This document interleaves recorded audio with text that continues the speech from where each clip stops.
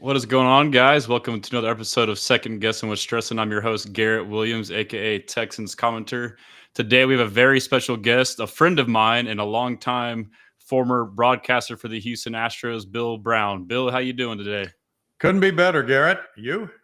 I'm doing great. I actually wore my Astros polo just by chance, so it worked out perfect. But very excited to have you on. Like I told you before the show, I've had local Houston media members, and this kind of works out great. So I think this will be a great opportunity for us, to better get to know you. So I'm excited to chat with you.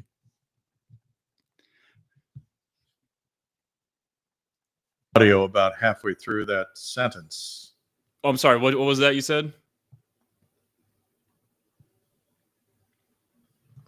Let me see if I can bypass this Focusrite box and try it another way. All right. You said you can you hear me? Looks like Bill's going through some technical stuff here. We all good now? Gotcha now. Yep. Awesome. Yeah, so it was just a little fluff of a commentary there, but yeah, no, so, obviously a little background. I've known Bill for, I don't know if it's been close to 10 years yet or not, but it's been a while. Mm-hmm. And Bill is a great person from what I've gotten to know. I met him and, volunteered with him for the Cypher Educational Foundation, which, by the way, are you still a part of that? Still part of that. Yes, sir. Okay. Yeah. So I helped volunteer with that, which, they raise proceeds through their annual fundraisers, which goes back to the students, but also supports the troops as well, I believe.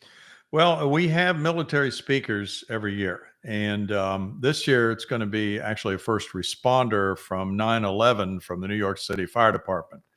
But to answer your question, the money does go to scholarships from Cypher seniors, for Cypher seniors going on to college.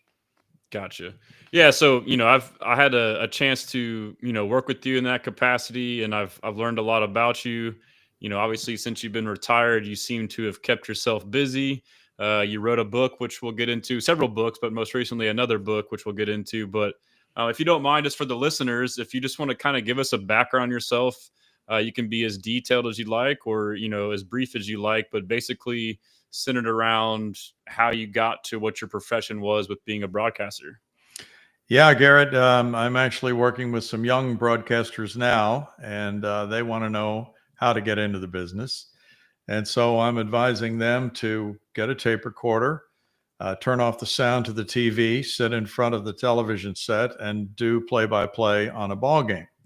And that's the way most of us got started. That's the way I did it in the beginning, growing up in central Missouri. When I was 14, I wanted to be a baseball broadcaster. I listened to as much as I could on the radio of Cardinals broadcast back in the day with Harry Carey and Jack Buck, and I wanted to be Jack Buck. And I think it's good to have, a target type of broadcaster, but you'll change, that will evolve, and you will or will not be more like that person depending on how your career goes. But nonetheless, not a bad idea to emulate someone in the beginning. And then went to college, University of Missouri, School of Journalism, just completely focused on one thing, being a baseball broadcaster. And usually that doesn't work, I know. In this case, it did. Yeah, but there are a lot of twists and turns along the way that we can talk about down the line if you want to. But I'm just trying to give you the Cliff's Notes version, and then bouncing around, being in the Army for a couple of years and doing news reporting, not sports reporting, which I wanted to do, and that's typical. Very few people start at the level where they want to wind up, right? So it just takes paying your dues, and that is especially true in broadcasting, bouncing around from job to job, station to station, and getting some lucky breaks along the way. Well, to me, it's pretty inspiring. It's also unique, the fact that you said age 13, you knew that you set out to do something and you did it. Right. 14. And I don't know why, Garrett, but I couldn't have made it as a player. So it was good to know at that early age, because, a lot of good high school players think they could play in the big leagues, and some of them do. But many of them wind up pursuing that in the minor leagues, we'll say, for maybe years. And then that window of maybe going into broadcasting might be closing on them. So then it becomes a question of, do I coach? Do I give baseball lessons? What do I do to stay involved in the game? That kind of thing. So we're all a little different. There's really no one way to get there. And so I imagine, like you mentioned too, like it's, as an outsider, if you're someone who hasn't been in this world, which is me, but now like kind of like dip my toes into it without ever planning to do so, what I'm doing right now. I never thought I'd be doing this right now. But through that though, I've kind of like been able to peel back the curtain to, learn more about people in your position or, local beat reporters. But like prior, my, assumption was like, oh, you get paid a lot. It's an awesome job. It's easy. You just do it and you learn no, like, it takes a lot of hard work. Like everyone I talk to has a story like yours. So I imagine along the way, like you mentioned, you had to start in actual news, which other people on this show, other local reporters said the same thing. Oh, I did news first and then worked my way to sports. Yeah. But the question, I guess, or the point I'm getting at is, it had to be challenging for you. You had this, idea or what you wanted to do made up at an early age, and it was obviously probably tough. Was there moments along the way where you started to question if this is what you wanted to do or not? Or Very definitely. In fact, we were in California before we came to Houston. We came to Houston in 1987, and I was seriously entertaining thoughts of getting out of the broadcasting business in California. Things were not going well. I had been fired in Cincinnati. I did the Reds games there, and then had like 4 moves in 5 years. We just didn't think that uprooting our daughter every year was a good idea. And so it became, I think a lot of people probably go through these phases in life professionally. Maybe things don't always work out with one company. They seldom do anymore. So there's a lot of movement from job to job. And well, is this the best thing for my family? Is my traveling the best thing for my family? And we all answer those questions somewhere along the road usually, and make our determinations, make our judgments, and we go with them. But for me, it was a case of, all right, we've been moving around quite a bit. I had worked for 3 companies that went out of business. So is this a really solid profession? Not necessarily. And, in broadcasting, you have to be ready to move. And sometimes you don't have much time to make those decisions. That job will be filled very quickly if you turn it down in broadcasting. People in broadcasting are always interested in moving up, and they're always trying to get to a larger market, which you would understand very quickly. And I had actually done an interview with a company called Paychecks, which does payrolls for small businesses. And I see you smiling, and I'm smiling too, because I can't even balance my own checkbook. So I don't think that would have worked out, Garrett, but I was entertaining that thought. Well, I may be reaching here, but like I feel like I'm seeing some parallels. Like to being an actual athlete, like the fact that you mentioned you saw it out from early age. I feel like a lot of professional athletes make up their mind at an early age and they fulfill it. But then also too the fact that like it's kind of rare. Like a lot of people want to be in sports media and try it out, and only a select few make it. I mean, you could argue it's maybe even harder depending on what your role is. If there's 32 teams and there's only 32 broadcasters, I mean, whereas a baseball team has, 20, 25 players or whatever it is. So is there some truth in that?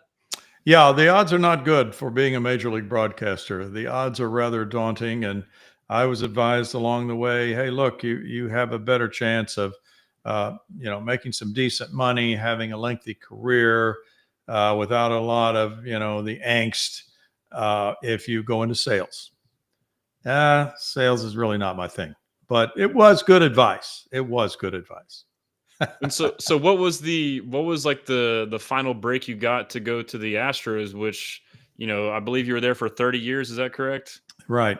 Which that is also rare as well, right? Having a long sustained career like that with one organization. It is. This speaks to the connections that you need to develop in the business. I had been in Cincinnati, and the general manager of the Cincinnati Reds was Dick Wagner at the time. We got along very well. I did not work for him. I worked for the TV station that televised the Reds games. But we had a good relationship. The TV station fired me. I remember he sent me a note that said, we had nothing to do with this and good luck, blah, blah, blah. So then fast forward about 5 years down the road, and I'm in Southern California doing a sports show on cable. and we had 3 hours a night of live broadcasting. We did scores and highlights and the usual things, but we wanted to have guests on if we possibly could. And as you know, a lot of sports guests travel through LA. So we were always trying to think and plan and get different guests who might be traveling through LA. And in '86, the Astros were in first place. They were coming to LA to play the Dodgers in September. And I happened to think, well, Dick Wagner is their general manager now. So let me see if I can get him on the show. And sure enough, he was making the trip, and he agreed to come on and do an hour with me. And we were taking calls from around the country and had a good show. And I took him back in my car to the hotel where the Astros were staying downtown. And he just said, "Hey, are you trying to get it back in baseball now?" And I said, "No, I'm really not, because, we've been moving around quite a bit, and it's just necessary to focus on, whatever job I have. And, the odds are not good for, as you pointed out, for getting one of these Major League Baseball jobs." And I had tried, but, there's a lot of rejection in the broadcasting business, just kind of like acting. What are the odds that somebody's going to be a star actor? Not good at all. A lot of rejection there. And he's, that was the end of the conversation. Then he called me in November and said, "Hey, I remember we talked in September, and you said you would have some interest. Well, we have an opening now with the Astros. And so if you're interested, the director of broadcasting's name is Art Elliott.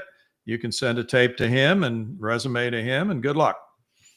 So then as the process evolved, they narrowed it down to 3 finalists for the job. They brought us all to Houston on different days of the week, same week, I believe. And they told all of us, after interviewing us at the Astrodome, "Well, we're going to take you over to HSE," which televised the games at that time, "and show you around over there." So fine, they showed us around. And then they said, "Well, now we're going to have you do an audition for this job. And this is very unusual." They said, "We're going to have you do 3 innings of a game that's on tape from last year between the Astros and Dodgers. And you'll do the play-by-play, and we'll put some crowd noise behind you. You won't have a color man. And then the other 2 guys are also going to be doing the same 3 innings of this same game." They said, "Here are the lineups." They had them on the scorecards all made out. They said, "Here are the media guides for each team. And we'll give you 30 minutes to look over and make some notes, and then we'll roll the tape and you'll do the game." And that way they had all 3 of us doing the same 3 innings of the same game. And it must have been a close call for them to do that, I would have to think, right? Yeah. So then that's where they made their determination, and I was the lucky choice. Do we have that tape? We need to hear that tape. It must have been pretty good. I don't know. We don't have that tape. I don't know how good it was. It came out of it feeling not that great, but, it was just such a surprise. And that's why I think it was a good idea on their part, because when we apply in broadcasting for these job openings, we send tapes with our best work on them. Of course. Carefully edited to make us look as good as we can possibly make ourselves look. That's not what they want. And to their credit, they didn't want to hear your best work. They wanted to hear your work under pressure when you were not prepared. So that's awesome. Not a bad thought, really. Well, also too, kind of from what I've learned, just like hosting a show or talking, like you kind of have to be like quick-witted or be able to, think on your feet. And that sounds like what that is. Like you got to study this, and you got to be able to fill air and kind of be smooth with your transitions. And so I imagine that was part of it as well. And obviously you did a good job, and I'm glad you did. So I'm born and raised in Houston. I'm a diehard all Houston sports fan, especially the Astros. Listen to the radio, watch on TV. But I grew up, listening to you call the games. And so I'm glad it worked out that way. And I'm sure I have a lot of friends. I'm sure people that, follow me or, on the internet, have the same sentiments. So we're happy it worked out that way. Thank you. I couldn't have been more overjoyed to get the job, and then I was worried about keeping it. So there's always a little paranoia in the broadcast booth when you're talking about job security. Well, I imagine you having that mindset is why you were able to sustain that career for 30 years. Whereas, I mean, again, to make parallels back to athletes, if you get comfortable, they got every year someone coming in and looking to take your spot. So, again, kudos to you on that part. But I'd like to talk to you too a little bit, I guess, about retirement. I guess first I'll just have to ask you, how's the retired life been for you, and what are some of the hobbies that you're doing? Like, I know you can talk about the different, volunteer work you're involved in as well. Mm-hmm. Well, you mentioned Cy-Fair Educational Foundation. So that's an organization that raises money for scholarships, as we indicated earlier, for students. So we have an event coming up in October, and I mentioned the firemen from 9/11 in New York City. So we have great speakers. Usually they're military speakers who are very inspiring, and that's a good volunteer opportunity for some of us. They do other events. They do a golf tournament and other events throughout the year to raise money. But as you know, I mean, it's necessary for many people to have a scholarship in order to go to college these days. So we feel that it's a really worthwhile involvement in that charity. Some church stuff, volunteer things there. I do some volunteer reading for an organization called Sight into Sound, which is for the blind and the print handicapped. There's a radio station 24 hours a day for the blind. And so we read different, somebody will read the Houston Chronicle. Somebody will read grocery ads. Somebody will read Sports Illustrated. And so I read sort of a half-hour inspirational program every week on that, which has been a very rewarding opportunity to volunteer and help. And I'm now the president of a veterans committee here where we live in Town Lake. And so we do some fundraisers, and we'll give that money to veterans charities, different ones. Yeah, it's awesome. So like, me getting to know you, like you're one of the best people I know, like most kind-hearted, like very selfless is what I've learned. And so obviously you've been an author too. You've written some books.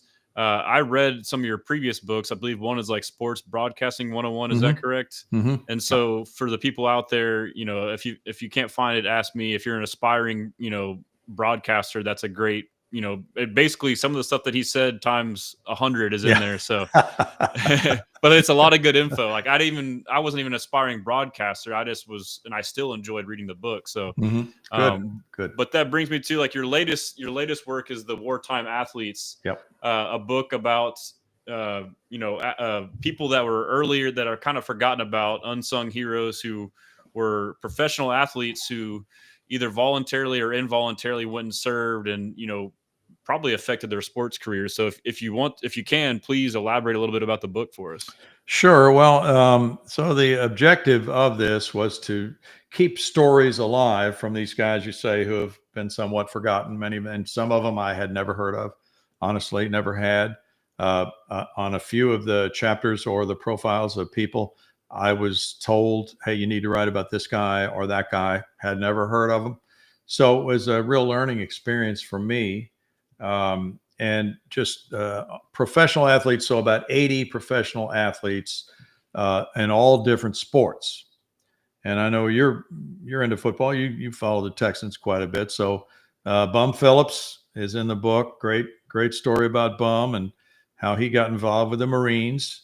And I did an interview with Wade Phillips on the phone for that. And he told me some terrific stories about his dad. But ironically, his dad didn't tell these stories to him, because a lot of veterans, as you know, who served in World War II really didn't talk about it very much. They were just very quiet about what they had done in the service. They got back to their lives. They didn't dwell on it. We had a guy in our hometown who was a doctor and great fun-loving guy, and he had survived the Bataan Death March. And that's also in this book, Wartime Athletes. There's an athlete, Mario Tonelli, who was a football player, good football player in college. And then he played for the Chicago Cardinals back in the 1930s. And he was taken prisoner and put in the Bataan Death March. Quite a story. And these guys, they marched 60 miles, without stopping. If somebody fell down, he was usually shot and killed. Just a brutal, brutal, brutal situation involving being a prisoner. They were put on in a boxcar on a train with 100 people. No facilities in there whatsoever, bathroom or no water. And whoever survived this was a miracle, really. But there are some stories about these people. And, Bum Phillips was involved in hand-to-hand combat in the Pacific when the Marines took some islands and the Japanese were dug in and firing at them. So here's one for you. And the story came not from Bum, but from a guy who was in their unit, who was in the clergy. And so Bum's job was to guard him and to keep him alive. And he did. And so the pastor called Bum's parents after the war to thank them, the chaplain, for taking care of him, for Bum being such a good guy who took care of him. And he said, we were on this island and they were shooting, everybody was down, either dead or wounded, except Bum and me. We were the only ones alive on that beach. And he said, Bum was just so emotional at looking at all of his friends around him. And he got mad. He just got up and started charging these Japanese up on the bluffs. And he said, I tackled him. I said, hey, this is not the time to be doing that. We're the only ones left. We need to get out of here. So they did. They lived to fight another day. And he was in all these situations with close hand-to-hand combat. He was in a Marine Raider unit. And the stipulation was at least 6 feet tall, at least 210 pounds. So he fit the bill for that. And he funny thing was so Wade said, well, he was always doing great things in combat, and you would think he would have gotten medals and he would have been promoted, right? But he was still a buck private. He remained a buck private. Why? Because he kept getting busted. And he was busted one time for making a still on an island. he was busted another time for he left guard duty before his replacement came out of the tent and took over for him. You have to remain there until your replacement arrives. He didn't do that, so he got busted for that. He kept getting busted back down to private, and so he stayed at private. Well, they probably benefited. They probably got more work out of them. Yeah. But no, just so many stories like that. A lot of stuff from World War II, some from Vietnam. Roger Staubach was an interesting story. He did not see combat, but it wasn't his fault. It wasn't his call. And this is another thing too, Garrett, that in World War II, there were a lot of Major League Baseball players who served. I think about 90% of the guys who were in the majors when war was declared in 1941 wound up serving in one branch or another of the service during World War II. And did they have exemptions for being a professional athlete during that draft or no? No, they did not. In Vietnam, it was different because, for instance, story of Rocky Blyer. You remember him with the Steelers? I believe you told me this one. Yeah. Yeah. So Rocky Blyer was running back with the Steelers in the 70s, and he had gone to Notre Dame. He had been a star running back at Notre Dame. And then he was drafted in the 16th round, low pick by the Steelers. And when he got to the Steelers, he was 5'9", pretty small, really marginal talent, not a real speed burner. But he worked hard. He wanted it badly. He was an athlete. But teams could they had relationships with the draft boards, with reserve units. And so they could put a guy in a reserve unit. And that would be a 6-year commitment he would be making, but no combat. He'd go to summer camp for 2 weeks every summer. he'd have weekend meetings for 6 years. That was a hang up with me. I didn't want to commit to 6 years, but it was a way to stay out of combat and stay out of going overseas. So you could still actually practice your profession of being a professional sports athlete and still be in the military. And so that option was there for Vietnam era guys, but then the draft came along also in Vietnam. But in World War II, the draft was not a factor, nor was it in Korea. I'm sorry, it was a factor, but a lot of guys did volunteer. But yes, some were drafted then. So I'm wrong in that. But anyway, yeah, it just became a situation of deciding what you wanted to do. And Rocky Bleier was not protected by the Steelers. So he got drafted. And he went to Vietnam and he got wounded. And he came back and he was limping and in pain and not the way you want to go into a pro football training camp. And so, yeah, but it took him about 4 years to work through. He had shrapnel in his foot and ankle that had to be removed through surgery. And he got cut. He got waived twice. He just wouldn't give up. He just kept coming back. And finally he made the team. And then he wound up rushing for 1,000 yards one year. That's insane. Yeah. Like, talk about perseverance. Holy cow. Mm-hmm. Exactly. So I think a lot of these stories are inspiring that way because of the perseverance that guys had. And several guys were in prison camps and were able to come back and play sports again after that.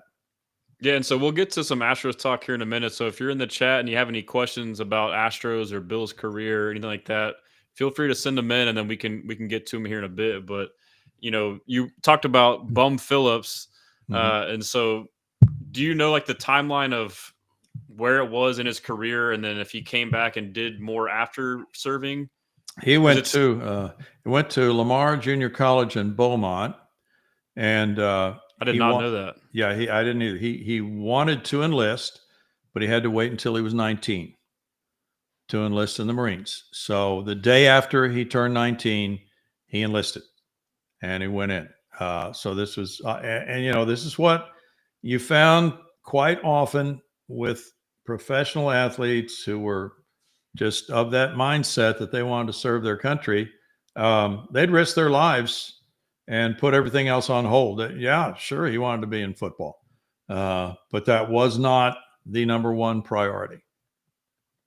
Yeah, and that's, talking with you when you handed this book off to me a couple months ago, I feel like an idiot. I didn't know you served for one. So again, thank you for your service. Oh, sure. But we kind of talked about like the Vietnam era and like the draft and like, me being in my mid 30s and the way, the world is now in America. And there's not like, it's never crossed my mind that I could be in the situation that some of y'all were in. And of course you always like say in your head, like, yeah, of course I'll serve my country. But, there's varying factors on whether you agree with something or not, or you get scared and you have family and kids and all this stuff. So it was kind of a fun conversation to have with you to, I guess for me being in the younger generation, to appreciate, the past generations and what y'all went through and what y'all experienced. And then I guess, all of that being said is like epitomized in this book with these various stories, especially with players leaving, professional careers.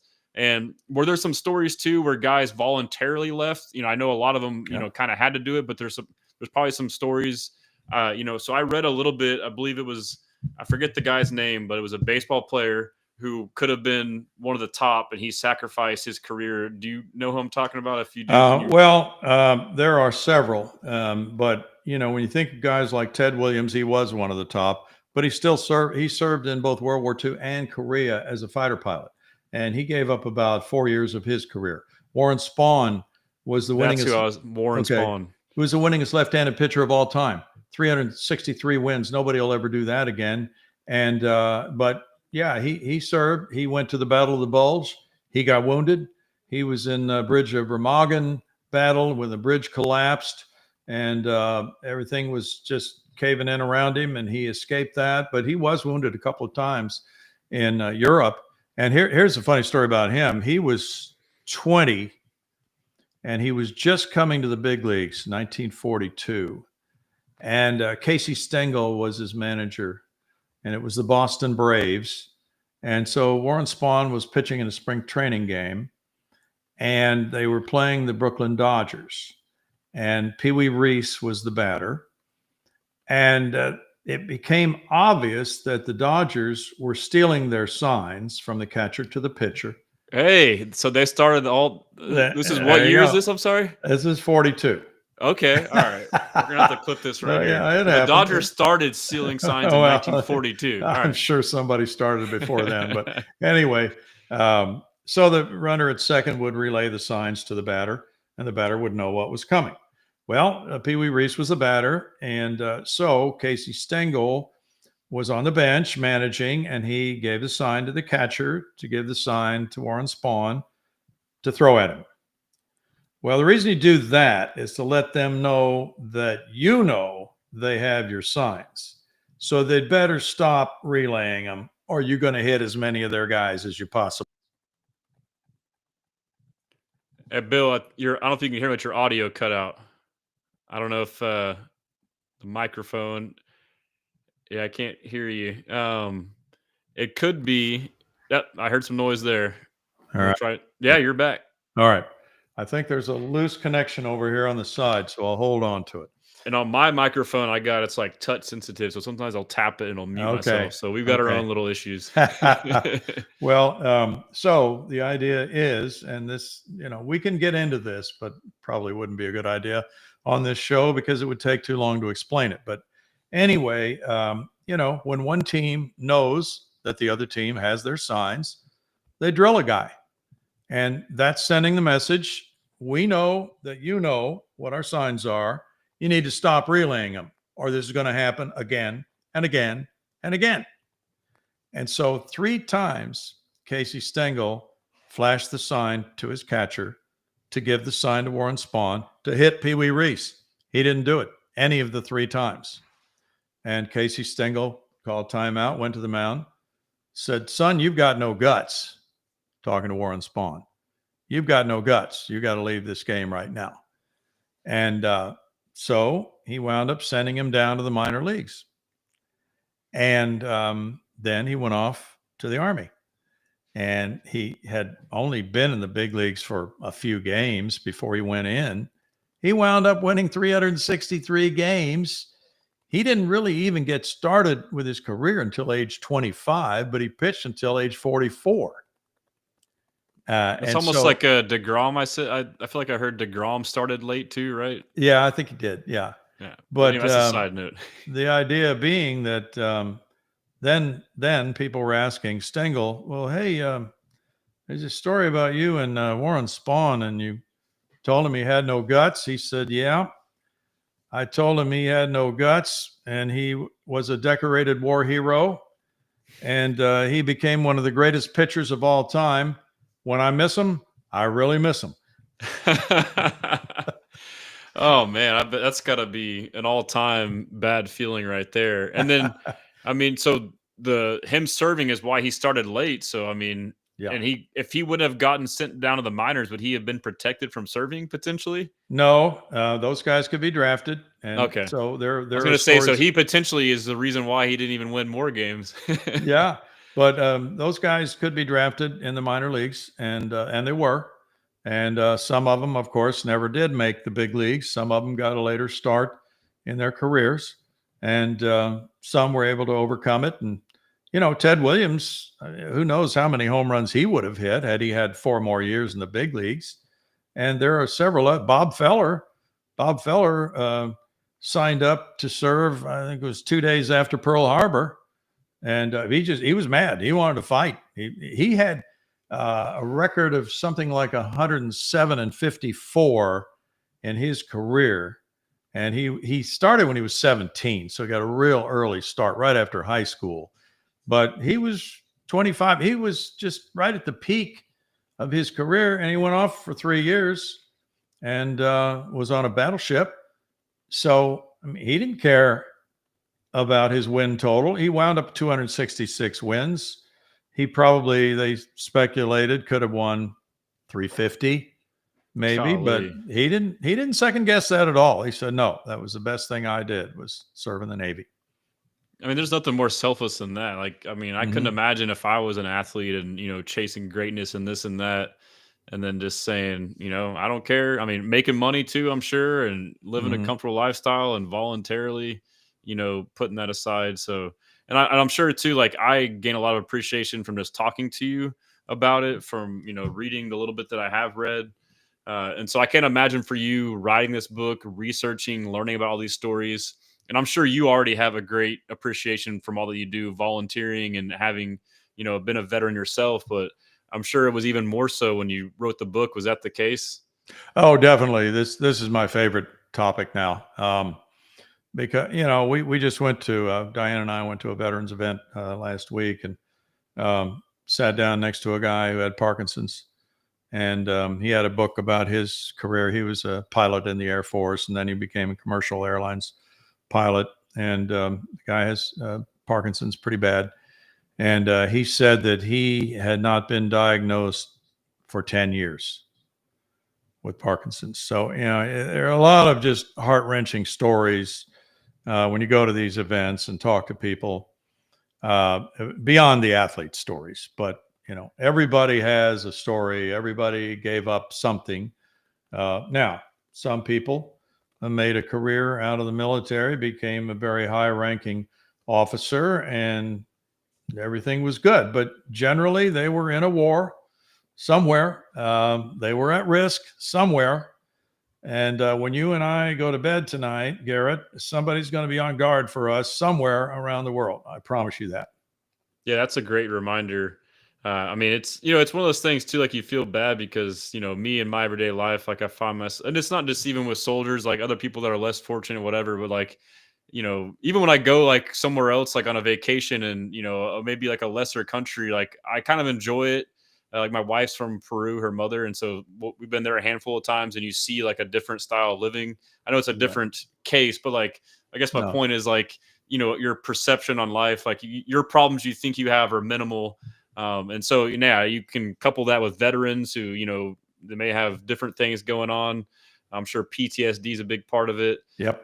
So it all, like, it's great to have that perception, and I can only imagine you writing that book, like how much better you feel, like you can maybe kind of have that with you more so than the average person.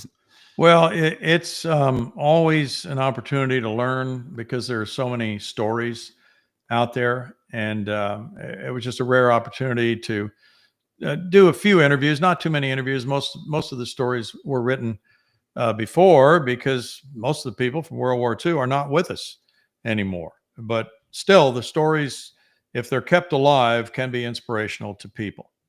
Yeah, and that's what you're doing with your book. So thank you for that. For sure. We got a comment from my buddy Matt Garza. I think he actually played golf with me and you years ago in Hearthstone. I don't know if Okay. you remember him, but he says Brownie is a legend. I wanted to know what it felt like when Randy Johnson came on in '98. Was it similar to JV in '17? I remember being a kid in '98 and was on top of the world back then. It was similar. And, in retrospect, that was a bad trade to get him because of the people the Astros gave up in the deal, because it would have only been a good trade had they made it to a World Series for the first time. Hmm. And they didn't. But nonetheless, he was fantastic. You could not want a player to come through any better after a trade than he. We were in Pittsburgh, and the deal was made, I think, about midnight. And so they flew him in, and the next night he came to the hotel and had a little press conference with a few of us who were traveling with the team and some other people who could get there quickly from Houston. And then he went out and pitched, just lights out. And you know what it was like. Every game he pitched in the dome, it was a packed house, and people got there early to go down and see him warm up in the bullpen. The guy was absolutely phenomenal. Nobody could touch him at all. But Kevin Brown of the San Diego Padres really was a little bit better in the playoffs. And Sterling Hitchcock pitched a great game, and the Astros did not hit a whole lot, and they didn't win that playoff series. So, but the feeling of having him was similar to JV. You know how it is in September with a pennant race with a team in first place. It is just electric every single night at the ballpark. Very memorable time. But I guess the difference is we won in 17, and then we had JV for longer, correct? Whereas Randy Johnson was just a rental, kind of like Yes. Kikuchi was. And who was the players that we gave up for that? Well, we gave up Freddie Garcia, who wound up winning a whole lot of games.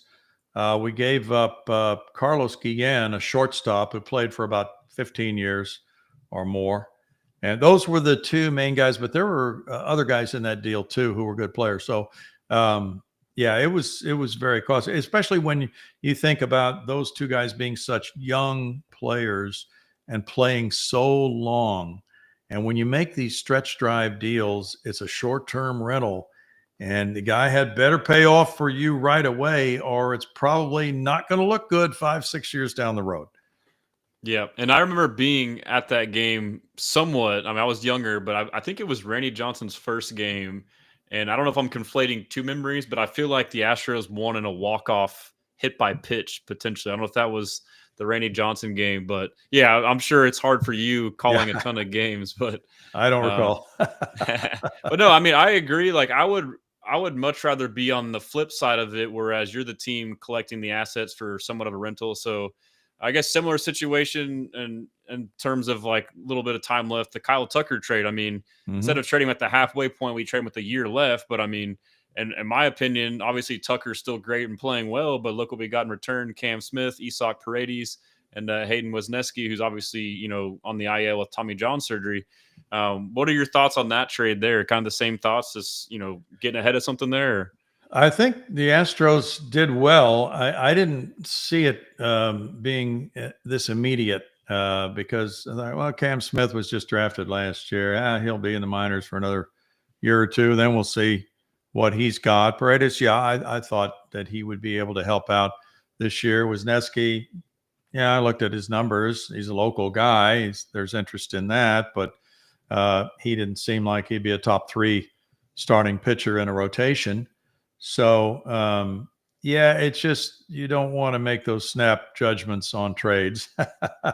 That's not a good time to analyze. Especially when you got draft picks and guys with years left on their contract. I know it's like, even the Kikuchi trade, like we all wanted to proclaim that and I was one of the fans too, like what's Dana Brown doing? And obviously Kikuchi was awesome for us. Again, it was a rental, but I was like, oh, we lost Loperfido and this guy and that guy. And then, in that moment I'm mad, but now having followed up, like, who knows, those guys may pan out to be nothing, but it's tough though. You want to grade it in the moment. You do. And yet I haven't heard of Loperfido's name all year. Doesn't mean he won't do anything, but just for this year, I haven't heard of him. Yeah, so my assessment now would be currently it was a good trade, and that could change. I guess you can timestamp it with the pending approval on it, but I guess we'll rewind back. We got about 15 minutes till we hit an hour. Are you still good on time? Yep, still good. Okay. Still good. Yeah, let's kind of like rewind back to your time with the Astros. Just ask a couple questions on that. I'm sure you get this question all the time. I'm sure I've asked you personally myself, but what was your favorite call? Obviously, you probably got the Biggio 3,000th hit call. I don't know if you want to include that or maybe add another one. Well, that was it because, we did not do postseason games. And so no World Series on TV. Fox handles all those games.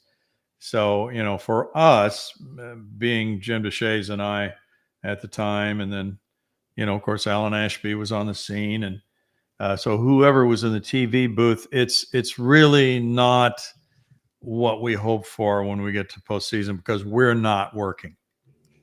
From a selfish standpoint, those are the games you want to do, those postseason games. And yet, from jump that you're not going to be working. That's already been decided. Those are network games, and that's the way it goes. Our radio broadcasters do all the games, and that's great for them.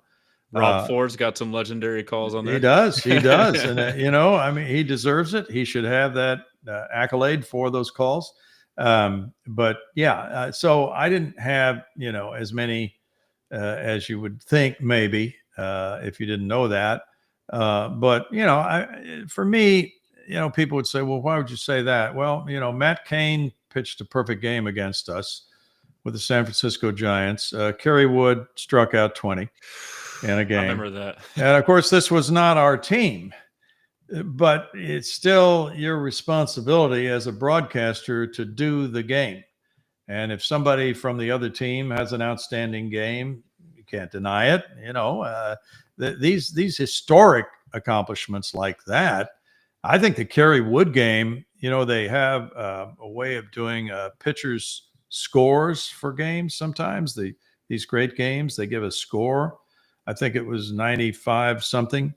And I think it was the highest scored pitching game ever. That's insane. And so, but you'd think it'd be Matt Cain, perfect game. But, strikeouts, get points, etc. And so there are a lot of games. Barry Bonds hit his 70th home run here. Nobody would remember that at all. But, from my standpoint, I thought, well, it's in our ballpark. I thought I did a decent job of calling that. And so my list wouldn't be probably shared by a lot of people out there. That's fine. I mean, you laid it out well, though. I mean, and that's got to be tough too. I've always wondered about that. Like, it seems like it's unfair that you don't get to call, the postseason games, and I believe it's the same with basketball as well. I think so. Yeah. I think the Rockets announcers. It's kind of like, I don't know what the solution is to that. Like, y'all spend all this time doing it. Like, it would be nice if they found a way to incorporate y'all. I mean, because to me, y'all are part of the team, part of the story. But I guess it's also nice to kind of get a break and watch your team. So I don't know how that feeling is for you guys. Is it kind of awkward sitting you just watch it at home like the rest of us? Or it's not fun. It is not fun. I had a press pass and I went to the ball game, but I just never, I'm watching every pitch. I'm into the game, but I'm just not feeling good about that. But you probably feel weird too, right? Because your brain is like, when I'm in the stadium, I'm up here calling the game. Yeah. Hey, I see we have a Jose Lima question. Yes. Yeah. Matt has another question. So if anybody else in the chat, normally it's more interactive, but maybe it's because it's Astros. Maybe most of my followers are super diehard Texans. But Matt says, best Jose Lima story. Jose Lima was a character. And the thing that stays with me, I think he, more than any other pitcher, benefited from pitching in the Astrodome. If you would look up his home and road splits on the Astrodome years, you would see that he was a fantastic pitcher in the Astrodome. He was awful on the road. And why? Well, he'd give up these 368-foot fly balls in the dome that would have been home runs on the road. And he just had a way of, he had a great changeup. That was his best pitch. His fastball would get him in trouble. But in the dome, not so much, because it would be caught by an outfielder up against the wall more often than not. And then he had that little electric slide, and he'd strike somebody. I'd do that little slide. Well, that made the hitters so mad. They were almost screwing themselves in the ground to try to hit one 4,000 feet off him. And that worked to his advantage, that they were just trying to hit the ball as hard as they could. That had to have been the most frustrating thing. You got a pitcher kind of showing you up like that, and it's like golf, I guess. The harder you try, probably the worse you do. So, but I think the story is that so the first day at Enron Field in 2000, the pitchers are the first ones to take batting practice. He came out and he could not hit. He could not hit. He hit a ball in the Crawford boxes, and it ruined him. It ruined him because he thought, oh, wait a minute. If I can hit a ball, how many am I going to give up? I think he gave up 49 that year. That's insane. Yeah. Wow. And that's something good to point out. I mean, that can go both ways. Obviously, Isak Paredes, he's a guy like we seem to have targeted because he's a pull hitter who is benefiting now. I think like all of his home runs for the most part are like mostly at home and mostly in the Crawford boxes. But yeah, I guess it's the give and take of the MLB ballparks, I guess. And have you noticed too, have they changed more dramatically over the years? Like they were probably more conventional back in the day, and now they're kind of a little creative, I guess. Well, I don't know that any ballparks like this one with the Crawford boxes. I mean, there are some that have short porches. Well, Baltimore had moved the fences in, and then they moved them back, and now I think they're back in again. So, there is some attempt to play to the home team's strengths, but that doesn't always work out. And I guess I'll ask you too, do you have any, special stories from, being around the clubhouse or the team with, Bagwell, Biggio, any of the big names back in the day? Well, I do tell this one story, and it's about Hunter Pence, and it's about leadership in the clubhouse, because people sometimes don't really understand this whole leadership in the clubhouse issue. Well, it could be something really small. So in the case of Hunter Pence, not a huge deal, but he was a star as a rookie and media darling. And so he had a big game, and the media was waiting at his locker for him in our home ballpark. And they were waiting for quite a while. And because he was eating, he was in the food room eating, and then he came in and he did the interviews, and the media left. And so this is what we don't see, what's going on in that clubhouse when the media is not allowed in there. This is really important stuff, but we never find it out, right? So the way I was told this story, and of course, it was a committee of Biggio, Bagwell, and Ausmus. And more often than not, Ausmus was the guy who would deliver the bad news to whoever the offender was of clubhouse demeanor, how do you act, blah, blah, blah. So in this case, Ausmus called him over. Biggio and Bagwell were sitting there. He said, "Hey, Hunter, hey, rookie, when you have media waiting around your locker for you after a game, don't go eat. You get in here and you do those interviews before you do anything else. These people are on deadline and they're waiting for you. Doesn't take you that long. Answer their questions. When they leave, then you go eat." Is that a big story? No, not really. But I think it's an example of leadership and what it's like to be a professional, and how a young player, and he probably hadn't had much of that in the minor leagues. So I can understand he needed to be told. Yeah, absolutely. I mean, I can only imagine anybody new to anything. I mean, there's only one way to find out is to learn. You have to live and you learn. Mm-hmm. Matt says, Brownie, be real. Was Mike Hampton a better hitter than Adam Everett? Just kidding. Yes. Yes, oh, he was. yes. He was.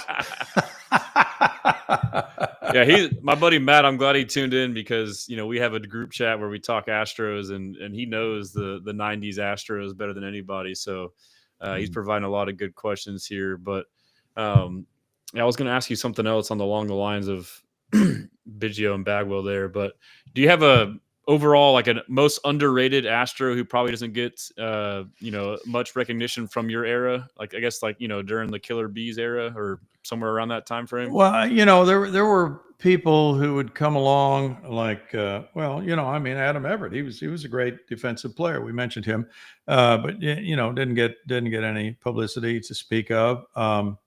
We had guys like Willie Taveras. He was a super defensive player. Well, on those teams, there had to be defensive. I think Ausmus, because he didn't hit that much, didn't ever get. He got a fair amount of credit, but you'd have guys who'd step up like Mike Lamb, part-time guys, Jason Lane, and you probably don't win without contributions from people like that. And so, Morgan Ensberg. We're putting together there's a committee. So Space City Home Network is doing a little, you'll be seeing it very soon, maybe even as soon as Friday. They're going to break out their 25-year Enrod Field / Dyken Park team. And so we've been asked to compile who should be on that team of the last 25 years. It's kind of hard to do, because you had people who had big years in the Dome before moving over, and then maybe 3, 4, 5 years in this ballpark, and that was it for them here. You had guys who were only here for 3, 4 years. Is that enough to qualify? All these things come along. But I think of people, since we were dealing with that, like Chad Qualls, setup guys, didn't get, a whole lot of attention. Brandon. Yeah, so there are a lot of players who were good players, and they really helped the team to do what it did. That's awesome. Matt's got another comment. He says, talk about Chris Burke, Homer versus the Braves. Was that a crazy game for you? It was a really crazy game for me. And I loved Roger Clemens' story. Did you ever hear the story about what he was doing earlier in that game? No, I did not. All right. Well, as you know, he came in at the end, and they all thought that he was going to hit the home run to win the game, but he didn't. And so he tells this story about, well, he wasn't going to pitch that day, and he got to the ballpark late, but he had talked to Phil Garner and gotten permission. He said, hey, one of my kids has a game. Can I go watch that and then come in a little late for batting practice? He said, yeah, you're not pitching. That's fine. And so he got in there late, and he was going to sit down and have a bite to eat.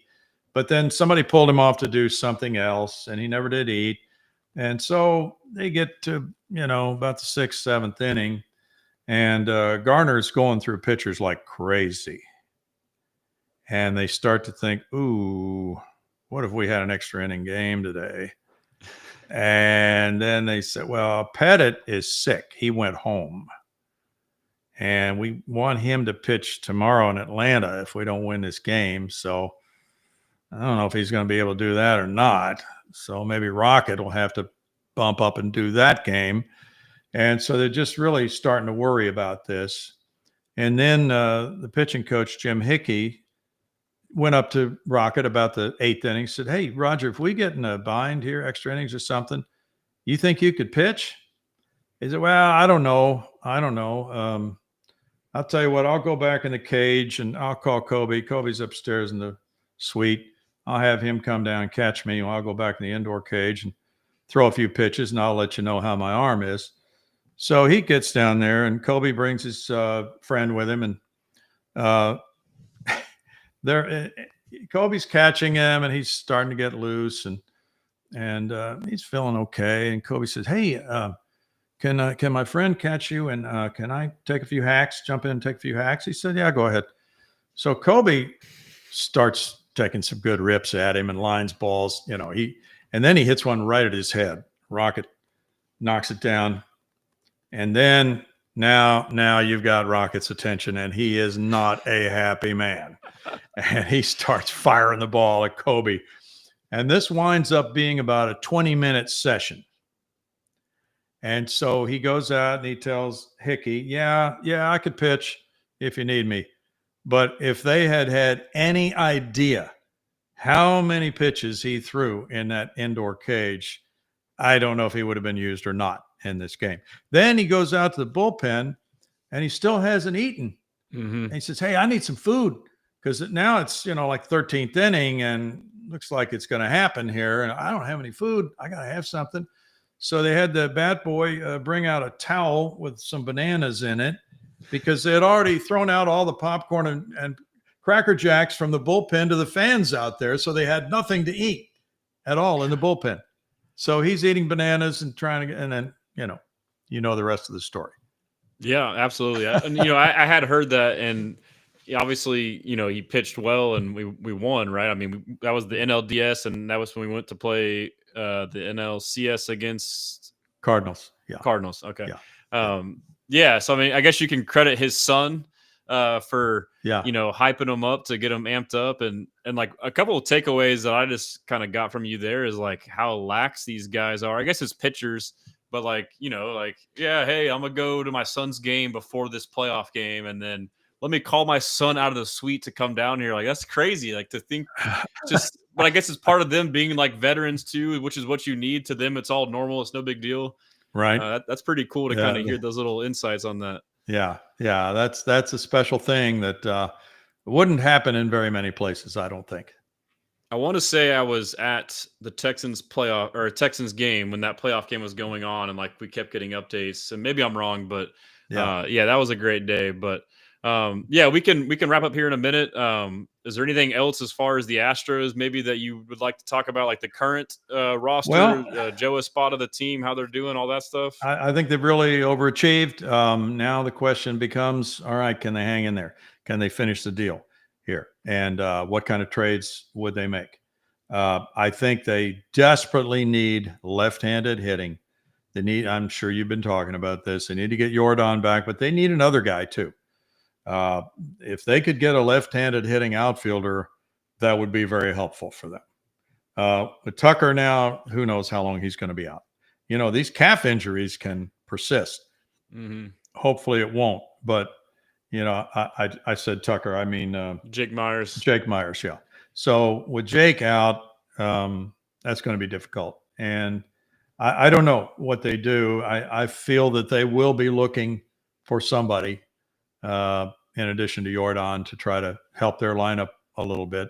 As far as pitching, I don't know, but I think Christian Javier could be back in August. And that might be their trade acquisition right there, so to speak. Yeah. Yeah, and then I think Luis Garcia is maybe a little bit behind him, so like he may or may not have a later timeline, but it sounds like Javier is more of the certain. And then obviously we have Arrighetti. Arrighetti, yeah. I don't know why I was blanking there. Arrighetti, Yeah. do you know his timeline when he's coming back? He's not even throwing yet. He's not throwing to hitters yet. So I think, mid-August, late August. So they're, I mean, you hate to trade young players to try to bring a pitcher in for what, 3 weeks, something like that, if these guys are going to be healthy, and you don't know that, but that has to factor into the equation. Yeah, I mean, I appreciate the honesty too. I mean, we really kind of overachieved like in that stretch, sweeping the Dodgers when we kind of had, I mean, I hate to say it, but you had some minor league talent on the roster and we're still winning. And that's why, like, when we got swept in that Guardians series, like the last 2 games, like normally I'd be mad because, they were close games and could have won, but I felt like we were due. It was just kind of things evening out, so it didn't really bug me that much. But Matt's got another question here. Last question for me. Brownie, will you be filling in on the radio or TV the rest of the season? No, Matt, they've asked me to do it, but if I can't even remember the name of our center fielder, I don't think that's a good idea. So I have declined. You're enjoying that retired life a little too much. Yes. But so it's great to hear. I mean, with the Astros too, like, I guess one more question is, like, I feel like last year they had a lot of injuries. This year they have a lot of injuries. Is this more than what you usually see, or is this just part of the game? Like, did it happen a lot during your time covering the team? Not like this. I think the pitching injuries are an absolute epidemic. I think they really need to revisit the way the pitchers train in the wintertime, throwing as hard as they do. The facts are there. It is a bad way to prepare for a season. And go back to just pitching and changing speeds and trying to act like you're going to be out there for a third or fourth at bat of this guy against you instead of, I could blow the ball by him twice and that's all, I'll face him. I just think that it's got to be revisited. It's a dangerous way for people to go about preparing for a season. Yeah, it's tough. And so do you think that's just the Astros or just a epidemic league-wide? Throughout baseball. I think, there's this Driveline Academy in Seattle that's been around for years, and they preach, throwing as hard as possible, using different weighted baseballs. I just don't think the track record is there to continue that. I'm sure they would argue with me. But no, I just these guys continue to get hurt time after time after time. And it's really costing the industry a lot of good players. I feel like you can equate, it sounds like we're talking about Tommy John surgery. Mm-hmm. I feel like you can equate that to like the ACL of football. Is that like a fair judgment? And like my thing is like, with today's technology and all this, resources we have at our hands, is you think you'd be able to like get in front of these things and be able to realize, okay, like, hey, this could happen any moment now. Let's tone it back a little bit. I'm just waiting for that to happen. Like with football, like obviously, like, the ones where a guy lands on your knee. I'm talking more so the non-contact baseball, the ones where it just happens out of nowhere. You feel like there's enough like science and data to like, find a way to get ahead of that. Yeah, it's tough as a fan, man, because like it's just could happen to anyone at any time. So it's tough to deal with. Yeah, it's sad to see so many young guys go down. But yeah, Bill, I mean, it's been great to talk to you. We'll have to do it again soon. We'll have to get on the golf course. I know it's been a while for us to hit the links, but again, if y'all haven't, check out his book. It's Wartime Athletes. It's on Amazon. I had the link is in the description. I got it on the bottom here as well. Is there anything else you want to share before I turn you loose? No, sir, but thanks for your time, Garrett. Always a pleasure to talk, and we'll do it on the golf course next time. All right. Appreciate it, Bill. Thanks, Garrett. All right. We'll see you. Okay. All right. Let's see. We got the lead Brownie, you were my first ever guest. Oh, okay. Nice. You're leaving. Well, yeah, this is my buddy here. That's crazy. You were his first ever guest on his YouTube channel, and you really helped skyrocket my small YouTube channel to the mild success it has today. Thank you, Bill Brown. Well, I'm That's glad awesome. to hear it. Glad That's to hear Harley it. Dugan. Yeah, appreciate it, Bill. Harley.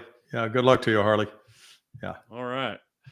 But yeah, so we can transition to yeah, Bill, whenever you're ready, there's like a button on the top right you can hit there to exit. Yeah, sorry. I usually stay on and do a little rambling after that. All right, sounds good, Garrett. Thank you. All right, see you, Bill. All right, guys. Yeah, that was fun, man. Bill Brown, he's a legend, man. I've been fortunate to, get close to him and be friends with him the past, roughly a decade, like I mentioned, and, do some volunteer work with him and golf with him a handful of times. But it was cool to still learn some stuff about him there.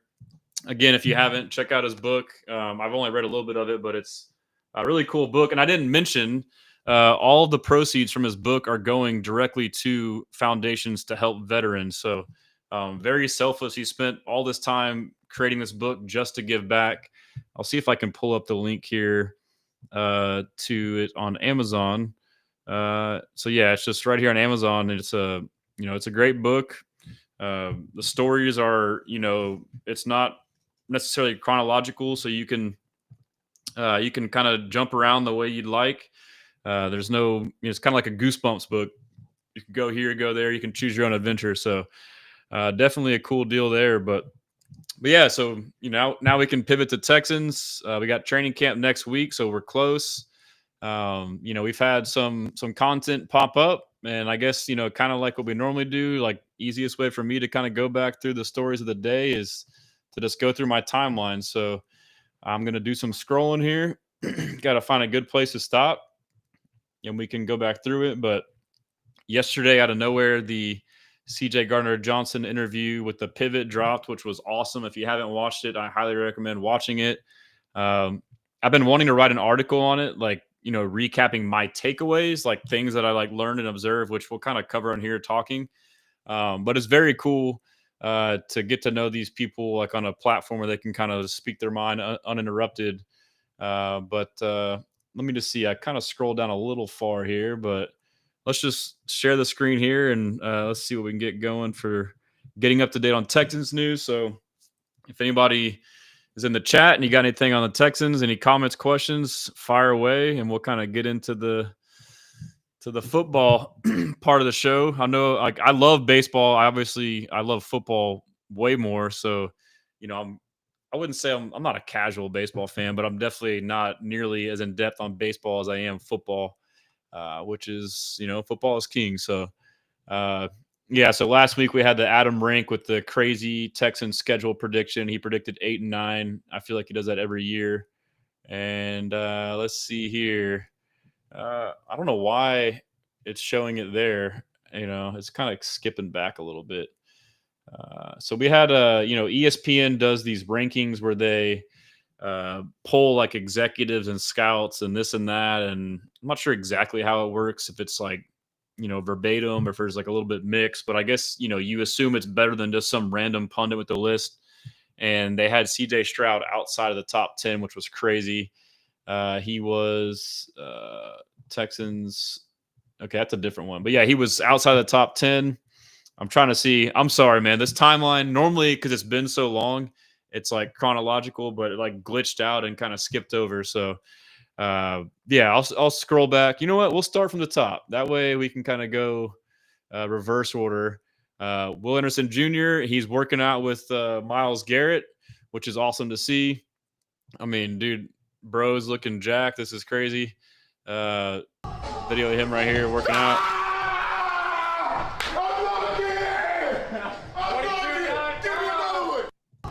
He must have hit like a PR or something right there in the weight room. We had a couple good interviews. Shout out Darius, says, yo, what's good? Jake Andrews was on with Mark Vandermeer and John Harris on Texans Radio. This is him talking about Cole Popovich. The listeners, viewers, about Cole Popovich. What kind of coach is he? What kind of guy is he? You've been around him for a while. Whenever somebody asks me about Pop, the thing that comes to my mind is winning. That's all he wants to do is win. He wants to win football games. He wants to go home, hang out with his family. He wants to come back the next day and start winning again. You know what I mean? Awesome dude. I wouldn't be here without him, and I'll go ahead and say that. I wouldn't say that about a lot of people. There's probably only 2 people I would say that about, but he's definitely one of them. He came to Troy my senior year. I'd been trying since I was knee-high to a cricket, trying to play center. Nobody would ever let me do it, all growing up. And then he finally came in, and I guess he was smart enough or dumb enough, whichever one you want to look at it, and he let me do it. And like I said, without him, I wouldn't be here. He's a great man of God, a fierce competitor, even just as a coach, really smart, very detailed in the things he does.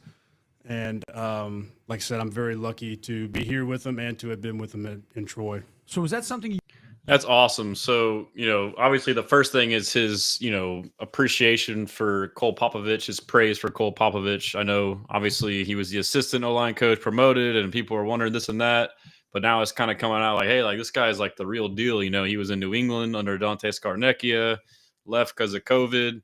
But before all that, I think the year he left is the year he went to Troy, I believe. I may be wrong, and when he went to Troy, he became Jake Andrews' coach, and it was cool to hear Jake say that, this is somebody like, first off, Jake Andrews is a name that kind of popped up out of nowhere at center that no one even thought would be this or that. Obviously, he was, at Troy with Cole Popovich and then at New England as well, so there's familiarity. But what sticks out to me is the fact that he said, like, I probably wouldn't be here if it weren't for him, so he has a lot of appreciation for him because he moved him or allowed him to play center. But like when I heard that is like, okay, like, Jake Andrews is getting looked at as like, who's this scrub? I was going to look it up. I think he might have been undrafted. No, he was drafted in the 4th round to New England, but he really hasn't played in 2023. He's played limited snaps, and, he's not some big household name that we all know about.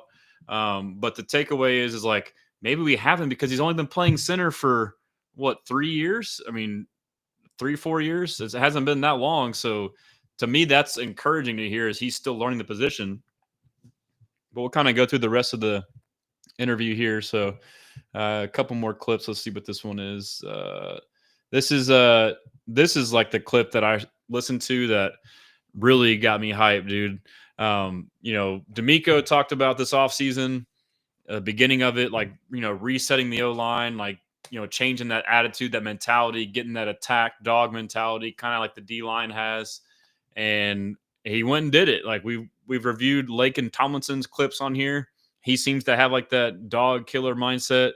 You'll see here in a second, Jake Andrews definitely embodies that. And I get, it's all talk, this and that. But like my perspective is, you can't be physically the way you want them to be, dominant, aggressive, if you don't have the mindset to begin with. So it's a good thing to hear them talk like this. And then also my opinion too is he's being himself, but like, I don't think people will talk confidently and boisterous like he is in this clip we're about to watch if he didn't really feel that way. Like, I feel like if people, feel like they can't back it up, they won't talk like that. So I'll shut up and y'all can hear this awesome clip from Jake Andrews. The ball is going to be run. I tell you that much. We're going to run the football.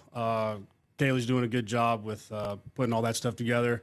We're going to protect CJ or whoever's back there. Try to make it us 5 up front. We're going to try to make it our life's work to not have anybody in his lap or touching him at all. We're going to pound the rock and we're going to air it out. We're going to keep people on their toes. And so he says we're going to pound the rock, which is what we need to do. We get all these negative plays because we couldn't run the ball. We're in 2nd and long, 3rd and long. We're going to protect the quarterback. We're going to make it our life's work to protect the quarterback. That's the freaking mentality you need, man. And to me, like when you hear these guys say this, my belief is they are parroting what they are told over and over and over again. I guarantee you that's what Popovich is telling them. He's telling them this mentality. So now it's being echoed down the line here. We're going to play tough physical football, and people are going to know when they wake up on Monday morning that they just got done playing the Houston Texans. Jake, you've had the ball is going to. Yeah, and so he says at the end, we're going to play tough physical football, and when people wake up on Monday, they're going to know they played the Houston Texans. That's what you want to hear. And I get you can say, oh, talk is whatever, but like you have to have that first to be that type of offense or offensive line. So I'll take that all day. That's not a bad thing to me. And then Jalen Smith, a guy we drafted in the 3rd round as a potential coverage nickel, cornerback 3, hard hitting cornerback who may be somewhat undersized, but he's quick and strong. Working out with Corey Nichols, friend of the show, been on here before, who trains all of the Texans secondary. He's probably one of, if not the best defensive back trainer there is. But look at this, man. Like, there's a lot of talk about best secondary in the league. And obviously we got Derek Stingley Jr., All-Pro, Kamari Lassiter, who should have been in Defensive Rookie of the Year talks last year, Kalen Bullock, who should have been in that same convo at safety. You added CJ Gardner-Johnson. You got Jalen Petrie. You got Jimmy Ward. I mean, so that's like 6 guys right there. And then no one's saying Jalen Smith, bro. Like, we forget last year, Kamari and Kalen played a big role, and they were both rookies. And so now you got Jalen Smith. I believe they traded up. I can't remember right now to draft him. And some pundits had him higher or whatever, but I trust D'Amico's, evaluation scouting on a defensive back at this point. I mean, what they did last year, getting Kamari Lassiter, who was overlooked, and Kalen Bullen, who was overlooked, and getting them to produce should be enough to trust them. So if they traded up to get this guy when we thought we already had enough, that tells you a couple things that tells you how highly they think of him and, how much he can help in this offense. So let's just watch this little video right here. Good eyes and good angles. All right, and watch how easy the wins be. There. Oh, now. Look at the feet, dude. Damn. There you go. Now flip. Eyes. Now. Good now. Here, come on. Good flip. Now. Look at that. Good now. Come on here. Good now. Watch him do the. Now. Get you one. Like we already missed it, I think. Now. Turns away. On his head, J-Rock. Good hands. Now go. Now go. Woo. Bro. Jay Smith playing ball. Man, that's our DB's got some elite Good footwork. And good angles. That's funny. We got a comment from Izzy. He says, what he mean by whoever back there. I thought about that too. Like, oh, people are going to take this and think, oh, he means there's QB competition. He's talking about Jake Andrews when he said, we'll protect whoever's back there. It's just the mentality that they have. Like, we don't care who it is. We're protecting the quarterback. I don't think there's anything to look into there. That's funny though. I knew, people would pick up on that. And then, yeah, so we'll keep scrolling down. We got plenty of stuff here. Yeah, this is major cap right here. According to Cody Benjamin with CBS Sports, D'Amico Ryans is the 15th best head coach in the NFL.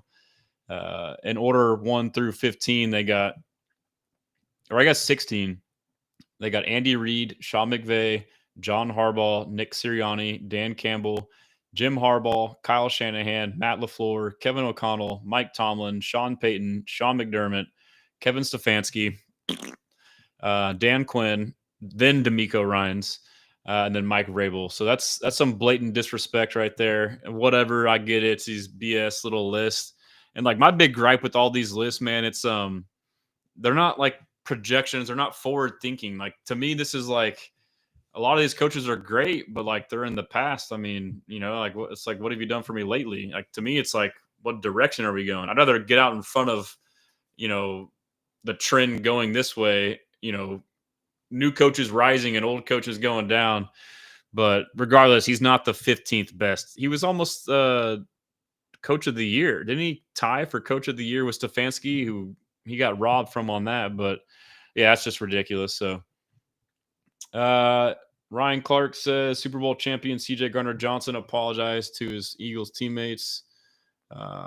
Yeah, so we'll play this. I'll play all the clips without playing a bunch of it. But sort of the heat of the moment, the statement was made, the Eagles won't win another ring without me. And you see what happened when I was gone for a year. Looking back at those statements, how do you feel about those now? I'll retract them, and I wouldn't even say it because I played with those guys. And I know how they would feel. Like, Chauncey, you tripping. It's a disrespect to Jalen Carter. A.J. Brown. I can name all those guys on that team. Lane Johnson. Right. Respectfully, because Lane is my big vet. And Lane would tell me, hey, Chance, I got your back. But when you do too much, I don't got your back. And that's one of those moments that's too much. Because it's taken away from his career. He done it before me. So I think apologizing to the guys in Philly, like, I got nothing against them.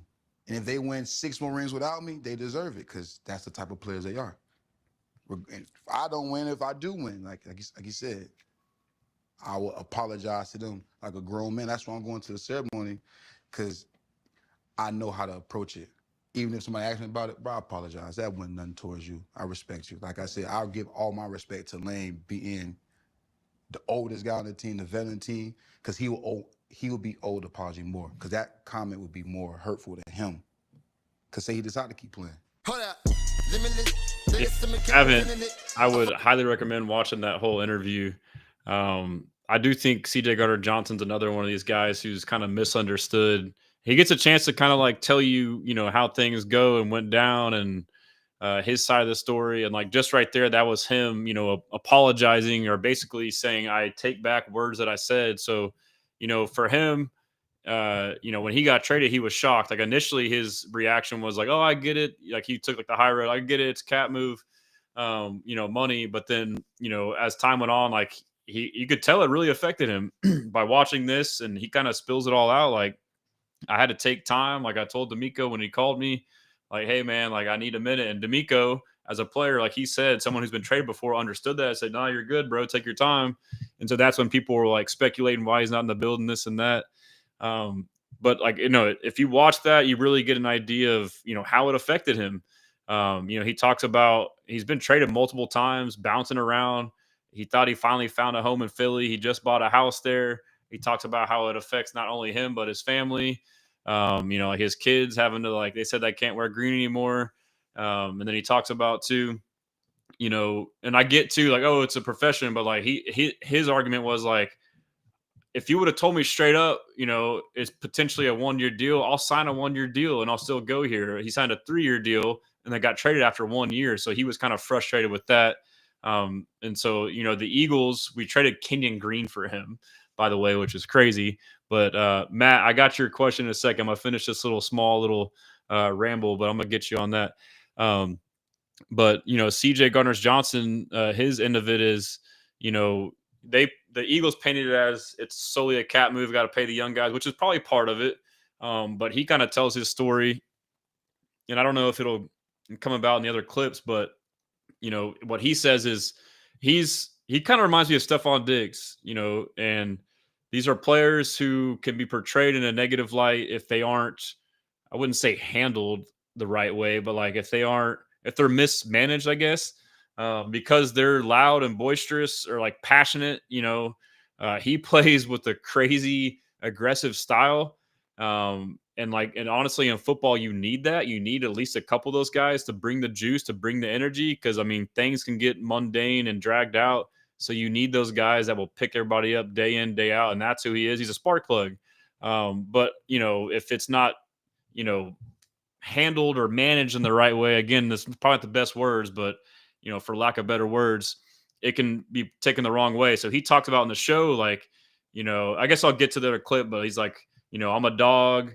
You can't, tame a dog or something like that. But basically he's saying like he got conflicted messages. Like they wanted him to be this, hype man, crazy, bring the energy, but then sometimes it was too much and they want him not to do it. And so he was confused. I was like, what do you want from me?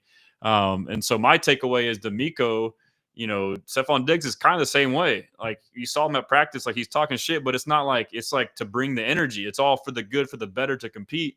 And we harnessed it for the good rather than steering it for bad to make it negative. And he was great here. There was a lot of concerns about how he was. But his year here was awesome. He played well. He got injured, but I would argue he, probably did more for us off the field than he did on the field, which he did a lot on the field and would have continued to do had he not gotten injured. But I mean, we saw the videos and heard all the press conferences, like all the other teammates loved him. They brought him in as a veteran receiver for a reason. He, taught the young receivers the way. he was after practice, like teaching, the other young DBs. That's a pretty selfless thing. I know most people say, yeah, no big deal. But like in the NFL, dude, like a lot of guys don't want to be helping other people because you're going to potentially take their job. Or even if it is a defensive player, if he tells him how to guard him, now he can look bad in practice. Like, people are guarded and it's understandable. But so I see a lot of parallels with that. And there'll be a couple more clips on that here in a second, but I'll get to my boy Matt's comment. He says week 4, CJ versus Cam Ward. Who you got? Come on, man. So Matt went to Incarnate Word with me. He's part of that Forever First Foundation, a nonprofit that him and I and some others started, where we are essentially like a booster club for the UIW football program. So we've watched Cam Ward. We saw his first ever game in Lamar. We've watched him since day one. So like I'm a big fan of his, dude. Cam Ward, I still think he's underrated, man. Like people are still sleeping on him. He's a special talent, no doubt. I was actually watching, I was on YouTube, and like he has a YouTube channel now, and he has a couple like videos where just like it's like his throwing session. It's freaking awesome. Like I know he's the Titans, but like I just like football in general. Obviously I like, I've followed his career and I get it. Like, I'll maybe root for him outside of playing us. And I'm sure as the years go on, if they're good, then I won't root as much for him. But nonetheless, like the video was cool. Like it's a new form of content. Like these younger guys who come up, like streaming and all that stuff, like that's like the way it is. But like you feel like you have more access. Like I wish there would be some stuff like that with CJ. I know he has to win this year to get people off his back before he can start, being out there more. People start criticizing him. But it was dope. Like you just sit there and watch him throw into his receivers. It's crazy. Like the warm-ups, he's there with like Restrepo and all of his receivers, and they're just talking crap to each other. But no, I think the Texans win that. I do think the Titans, in my opinion, I'm more scared of them in the division than I am the Colts for sure, and the Jaguars. The Jaguars are kind of a question mark, but I think Cam, I think he might struggle early on a little bit from maybe potentially trying to do too much. But I mean, their O-line isn't bad. He's got some pretty good weapons. He's got Brian Callahan, who's a pretty good offensive mind. They might be nice, dude. I mean, I think they're probably the second best team in the division. I think people are sleeping on them. But I do think, it's one of those things where he's so talented where you can try to like do too much. And that's one of those things too, where in college you do that and you get away with it. Whereas now you go into the NFL, I think early on that may be an adjustment for him. That's just gonna be a natural thing. Like you can think about it, but like it's a natural adjustment. Like you have to like see it and feel it to, naturally adjust. But I could see where he could try to extend plays too much and be Superman, which is a problem for a lot of young quarterbacks. So I think that would take a little bit of time there. Shout out Engineer, my guy. He says we won in a Super Bowl. Facts, dude. I think we're going to get one. I think this year we got a good shot, bro. But yeah, Matt says Cam better than Trevor Richardson Jones for sure. Easy, dude. Trevor's overrated. Richardson, I've been saying it. Like the dude's overrated as hell. Now Colts fans are, like they see the light. Like he's a project, and I don't think he's ever going to figure out accuracy and processing a defense. And then Isbon says this may be a separate topic, but who is wide receiver 2, Kirk or Higgins? I mean, it depends on your definition. Like targets, I guess, would be, or production would be the argument. And if it's production, I think it'll be Kirk because he's going to be in the slot and he's a veteran. We're now in an offense where you have option routes where you're not just going to run this one route no matter what. You can now run a route based off the defense. And he's a veteran who's played in offenses that are like that. He knows how to read a defense. He already seems to have good chemistry with CJ. He's going to be that, Diggs was a slot last year, but he wasn't quite, the type of slot that Kirk is, like the guy with wiggle. Diggs was more of like a physical, like he wasn't as much sideline to sideline. He's more straight line, more physical. Kirk is like your prototypical slot who's fast and quick. So he's gonna be juking, linebackers. He'll be that security blanket. It'll be if they call a play that's a choice route or an option route where, hey, Christian, just get open essentially. CJ knows that. I'm just gonna stare you down and throw you the ball. Like he can just throw it to him all the time. So from production standpoint, Kirk. But I mean, it's a tough debate. Wide receiver 2, it just depends on everyone's perspective on it. But Matt says Danny Dimes at Indy is funny, bro. It is, but I am way more scared of Danny Dimes at quarterback than I am of Anthony Richardson. And you know what? I was in a space the other day. It was like an AFC South space, and so I was kind of like listening to other fans talk and going through their rosters.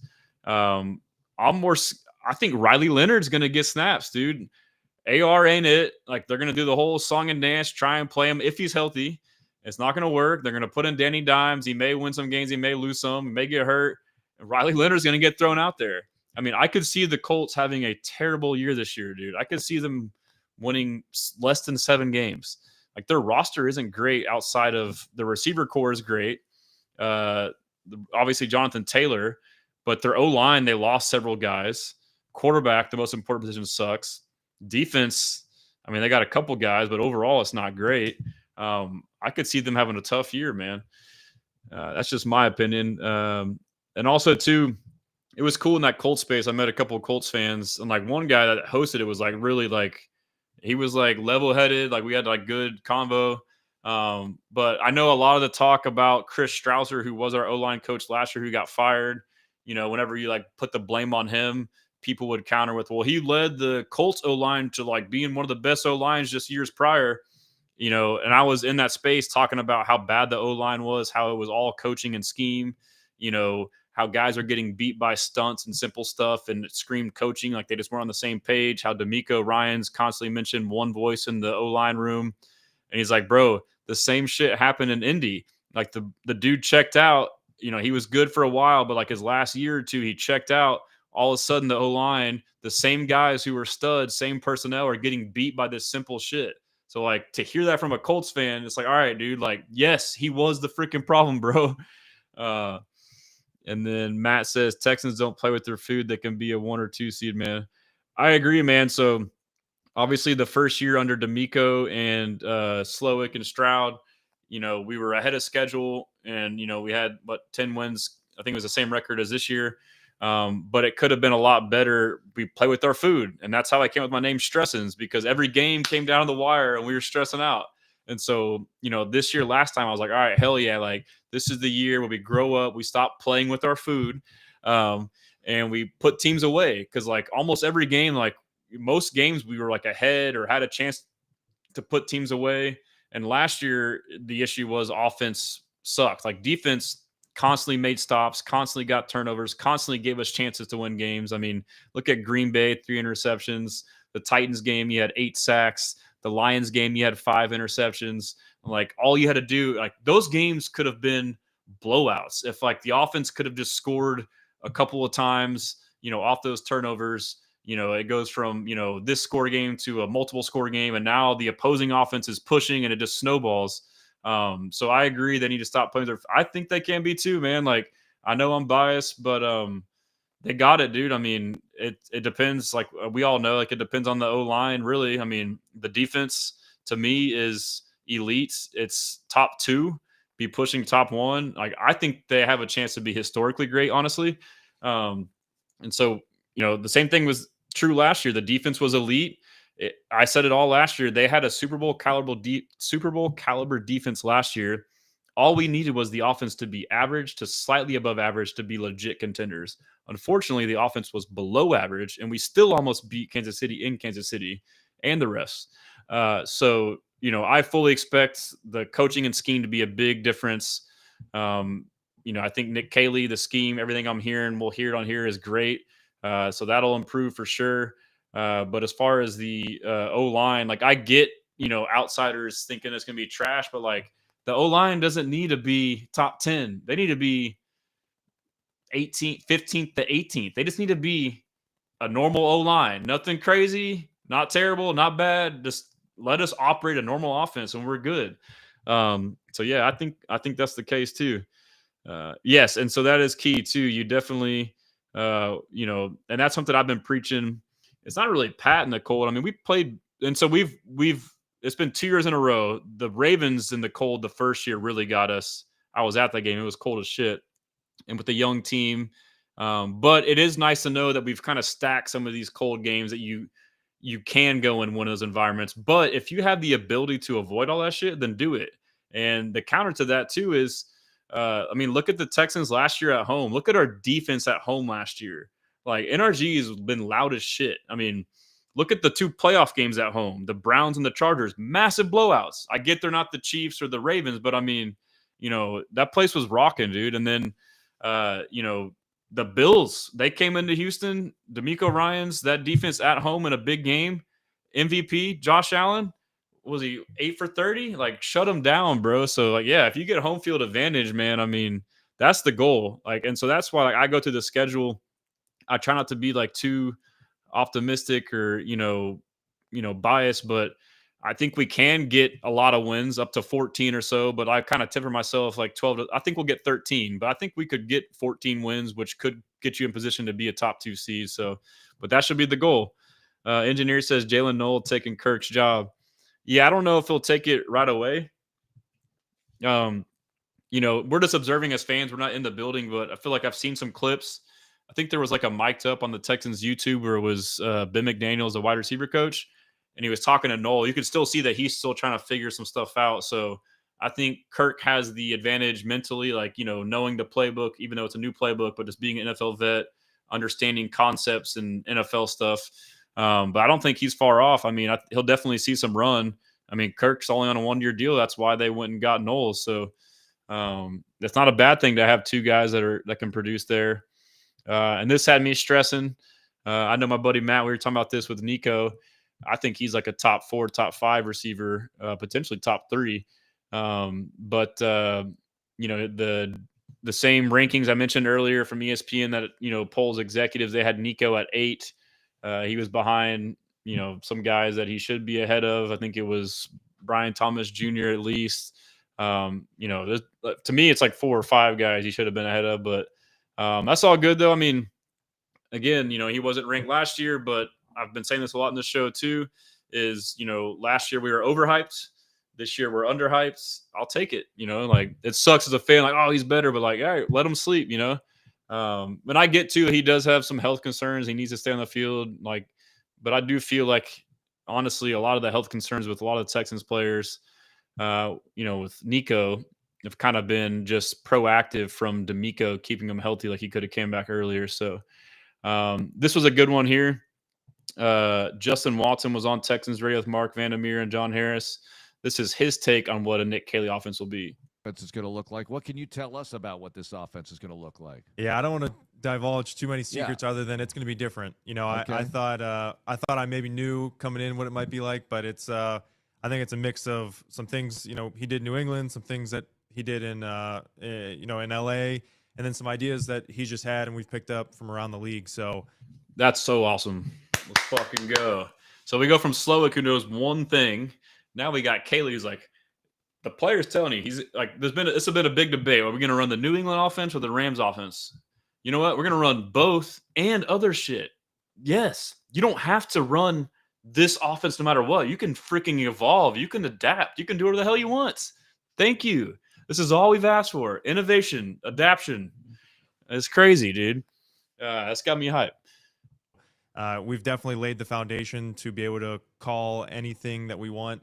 Whether it's play concepts, motion shifts, guys in different spots. So there's gonna be a lot of creativity and seeing a lot of guys in different spots. Call whatever you want, motions, shifts, guys in different spots. Nico in the slot, Higgins in the slot. Move this guy here, move that guy there. And you've heard these guys talk about constantly. It's a playmaker's offense. Like Nico has said that he finds a way to get the ball in his playmaker's hands. Like, and a lot of these guys too. I haven't clipped all of them, but I've watched several of them, and they're all kind of asked the same question, the offensive guys, and they've all mentioned it's been easy to learn. Basically the way they implement it is it's easy. So like I played in a couple offenses in college. One was like this. It was the Mike Leach air raid. And you would assume from watching it on TV, it's this super sophisticated offense. It's actually the exact opposite. Like their whole premise is to make it as simple as possible for the skill guys. So like a lot of receivers stay in the same spot on certain stuff. They're not having to move around. The verbiage is a lot easier, which is what that kind of sounds like. Rather than rattling off all this BS, it's like, okay, this means that, whatever. So, and then you get in these other old school offenses. freaking play calls this long for some dumbass play that everyone knows. Yeah, so it's got me hype. But yeah, so my boy Matt knows what he's talking about. He says, run your offense based off your personnel. Exactly. And so that's been like a big thing with us with Slowick was we talk about it all the time. Like eventually we'll stop talking about him. But again, I feel like he kind of got dealt a bad hand. He was new to the league, only knew one scheme, one offense, and he came here to run that offense despite our personnel, which is this wide zone offense. And we had the personnel for more of a mauler gap offense, and it was like trying to fit a square peg in a round hole. So that was the whole premise of our offseason for firing him. And then when D'Amico said that, he said that's why he fired him. And then when he hired Nick Caley and they had the presser, they said, this is why we hired him, because he will adapt. And in his presser, he said, we will build our offense around our personnel, and we will run our offense based off of our defense that week, our opponents. We're not going to run the same shit every time, no matter what. That's all you want, dude. Like, give your players a chance to succeed. And the John Mechie interview is pretty good, too. I might just pull it up and listen to it. He said some stuff, too, about it being similar to the Bill O'Brien offense that he ran his last year in Alabama, which he was in New England, too, so that makes sense. But, like, the big thing is, like, another theme with the offense you're hearing from players, which is what I've speculated and said and what me and Cecil said. The light bulb went off for him when we had an interview a couple months ago that he was also I believe it was Bill O'Brien or he was in Josh McDaniels' offense. He's like, bro, this is going to be like Josh McDaniels' offense. The players are going to have the ability to, have freedom to make decisions, the choice routes, the option routes. And so that's a common theme you're hearing here is the players are empowered to make decisions like these hot routes that we didn't see. Oh, that guy's blitzing. Like, nope, coach said I got to run this route. You got to run straight no matter what. Like, no, he's blitzing, freaking turn around and catch it. Or, like, hey, I'm running an out. Like, and there may have been some of that, but like it seems like there's more empowerment to where, the receiver can make a decision and the quarterback can know the receiver's going to make a decision, and they just got to be on the same page. So that'll be great. But I think at the same time, too, there may be some early like hiccups and growing pains, like ironing things out, getting used to it. So that'll be nice. Big Sarge posted Brevin Jordan's clip on Instagram working out. Let's check it out. I feel like we haven't talked about him, man. He's going to be a nice piece. Yeah, we kind of didn't talk about him because he hasn't been practicing. So, yeah, dude, that's exciting to see. Old Brevin Jordan. And then Matt says, Stressan, have you watched Quarterback on Netflix? Crazy how the right play call around Goff got him right. Dude can win a Super Bowl. Don't complicate things, man. Facts. So I've watched 3 episodes. I've watched like the part on the Texans Lions, but I haven't watched the episode.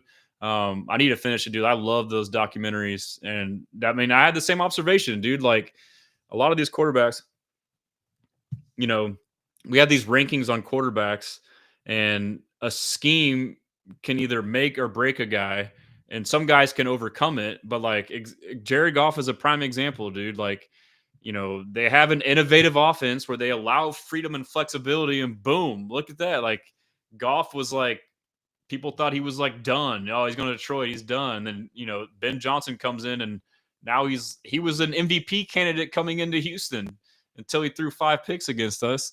But he still had a crazy, awesome year. And so, I mean, you're on the money, dude. Matt Parisi says a 10-year-old playing Madden is more creative than Slowick. Yeah, I agree. Here's CJ Stroud. What's up, man? CJ, can you take a picture of my boy Jake? What's up, man? CJ, this is Jake. Grab a flick, guys. Yeah. Thank you, CJ. Oh, man, you look great, Jake. You look good, buddy. Like you said. So I think that was a clip from CJ Stroud at Fanatics Fest a couple weeks ago, and I think that was Aiden Ross, a streamer maybe. And I believe the guy he talked to was another streamer that had some crazy accent or something. But no, that was cool. And then Texans Cap, he had a Q&A last night, and so I was kind of asking him some questions. He will come on an interview sometime so we can ask him more questions. He said, I asked him like the odds of a trade between now and week 1. He said very high, that we execute one at the 53-man roster cutdown.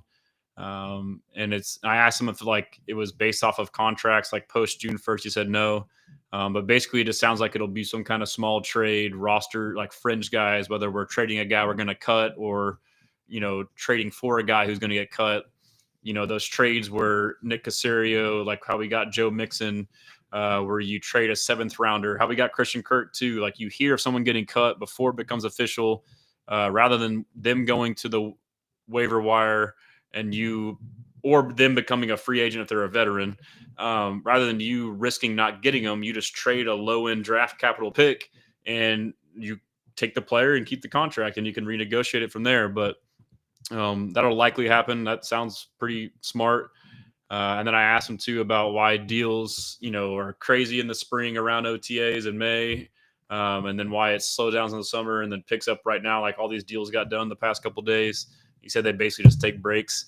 He said there's like a wave right now and then another wave right before the season. And then, shout out James from the bullpen. He got his merch in. I set him up on my site to get his merch sold. Here we go. We'll go back to that one. Yeah, so Kamari was also working out with Jalen Smith. Kamari Lassiter, he runs a 4.6. He's terrible. Nah, man, like he's underrated as hell, dude. Like, look at this footwork for a guy that like is being knocked on for his speed. Is like, this is ridiculous. Like, this is crazy. Oh the hell! Yep, now go. Hey. Yep. Stop. Yep. Boy, turn him on. Good pedal. Right. Knock Sweet him. feet. Hey, there we go. Good. Left. Knock him here. Good. But yeah, I'm talking to Jacory. Oh, they're in the rain working out. Good job. So Jacory, I interviewed him a little while ago. He trained a lot of the guys in the draft too. Good. Now come and flip. Yes. But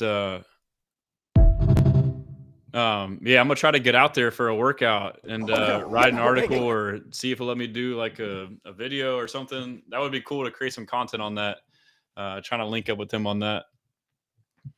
And then Sauce got paid. So Stingley's 30 million APY with 89.02 million guaranteed, 66 million new guaranteed, and then Sauce is 30.1 million with new money APY with 85.6 in total guarantees. 55 of it's new but not confirmed. And so I mean, to me, Stingley, he's one of the best corners in the game. Obviously, to me, he's better than Sauce. I think a lot of us agree on that. And like my take on that is, okay, market, New York, Houston. But to me, it's similar to Nico, Andre Johnson. Like these quiet guys, in my opinion, kind of get underrated for a while because they're not out there, loud and boisterous. Like he's getting knocked down and then Sauce is getting pumped up because his name is Sauce and is talking mess and this and that. And that's not like a knock against him. I'm just saying that's like why I think that there's like a public, psychology where like you just see things more than you just like naturally, promote people up more. But, I think that's part of the reason why. But, so Stingley signed his back in earlier in the spring, got ahead of the curve. Both guys drafted the same year. Got the extension done as soon as we could 2 years prior to when, it's due. And at the time, the highest one was JC Horn, which was done just, I think prior to Sting. And then we put him at an APY that was 5 million over that. And, people were like, oh, why way overpay? Like one, Sting's worth it. Two, like, I mean, I guess you can consider that with all of them, but, we exercised the 5th-year option there too. So he has a year left, exercise the 5th-year option. So you got 2 more years that are less than 30 million APY. And then you got 3 years of 30 million APY after that. We got him through 2029. I think that's a great deal. And just like the Nico contract last year, he was at 24 million APY and he was like top 10, top 8. And now it was a crazy overpay. I was pro sign Nico ASAP. And I said right around that range too. I wrote a couple articles on the Sporting News about it. But Nick Caserio has shown if he drafts you and you produce and you do things the right way, he will reward you. And he has shown that he'll just get the shit done. Like he's not going to sit there and go back and forth. He's not going to worry about this money here, that money there. Like just get the shit done. If you feel it's the right move, then just do it. and the sooner the better, which is the opposite of the Cowboys. Jerry Jones, they fucking wait, and then the more deals come in. Like we could have waited, and we could have let Sauce and Stingley's agents duke it out, or I don't even know if they had the same agent or not, but basically let the agents duke it out, and if Sauce finds first, then Stingley wants more. Like it could have been even more. I mean, so I'm a fan of it. Yeah, and then we got a clip back on the pivot. This is like the uncut afterwards. This is dope. This is CJ Gardner-Johnson talking about some of the Texans players. How about you? Bullock It's nice. No, he's phenomenal. I just trained him this weekend. I talked to him. I don't know how you didn't have 12+ picks last year. Wow. He dropped four. Kalen Bullock. He was out there this weekend. Talk here from with the USC. All right, this is something. Petrie. He can go too. You know what's so crazy? Yeah, so first he talks about Kalen Bullock. Clark's like, yeah, he's nice. Like, no, he's phenomenal. Yeah, they talked about like the picks he dropped. He could have had 12 picks. Like Kalen Bullock's gonna have a crazy year this year. And then Clark worked him out. And then they're talking about Petrie right now. Crazy. I see him being like a linebacker because like that's what he do. He play who's been telling you that shit for an entire year? And what's the other guy? He's a linebacker that knocked Trevor head off. Al Akir. Star linebacker. Aziz. Hey, I love it. That's pretty funny. Hashiz. Yeah, they love Aziz. He run the gap. And what's the He other guy basically played Sam because he played nickel. that knocked Trevor head off? Al Akir. Azim. Oh, he a monster. Aziz. My guy Aziz. Hey, Shout out And Aziz. that's why your coach, He the a real killer. one. Yeah, your coach, he gonna. That's why your coach is a real one. Like all these veterans and current players, like that whole bullshit Trevor Lawrence saga, D'Amico stood by him. I mean, because he believed that it was bullshit, but he also like showed like, hey, I'm supporting you. Like, I got your back, bro. And because they're playing the defense the way he wants them to play, like all this new school soft ass shit, like D'Amico, like all the guys he's getting are freaking head busters, dude. CJ Gardner-Johnson, fucking crash out will knock your head off. Jalen Petrie, crash out will knock your head off. Jimmy Ward, crash out will knock your head off. Kamari Lassiter, crash out will knock your head off. Aziz, crash out will knock your head off. Jalen Smith, who we just showed, he's a crash out. He'll knock your head off. Like Henry T. So these boys don't play, dude. Like, and that's what D'Amico wants. I think I might have heard from Greenlight, not Chris Long, Kyle. Yeah, Chris Long. He says you'd rather have a coach say "whoa" than sick 'em. So like they'd rather you be overly aggressive rather than you being under aggressive and tell you to be aggressive. So they'd rather you be aggressive and have you rein it back. But like it's a violent sport, bro. Like so you think about all these pieces of this defense, like the secondary, and Stingley's just lockdown, but he can hit too. But like you got a defense full of intimidators. Like could you imagine lining up against that defense? And then look, we had the clip from Chris Long's Greenlight podcast with Nico a couple weeks ago, and he said the defense has the kill zone. They said anything 5-yard linebacker depth and in is the kill zone. Like, bro, like they don't play, dude. Like that's gonna be a scary defense. That's why I think it can be a historically great one. Akir, Azim. Oh, he a monster. Aziz. Hey, I love him. And that's why your coach, He a the real killer. one. Yeah, your coach, That's a former Jaguar who should be butthurt about Trevor Lawrence getting hit. Like, nah, he's like, yeah, that's like, he's like, he agrees. Like, D'Amico defending Aziz is real. he gonna rock with y'all. That's dope, dude. I mean, if that doesn't get you pumped up, I don't know what does.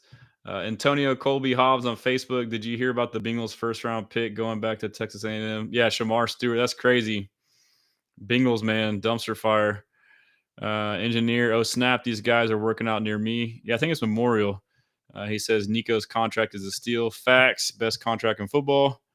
And then this was a cool little tidbit from CJ Gardner-Johnson about a story with Saquon.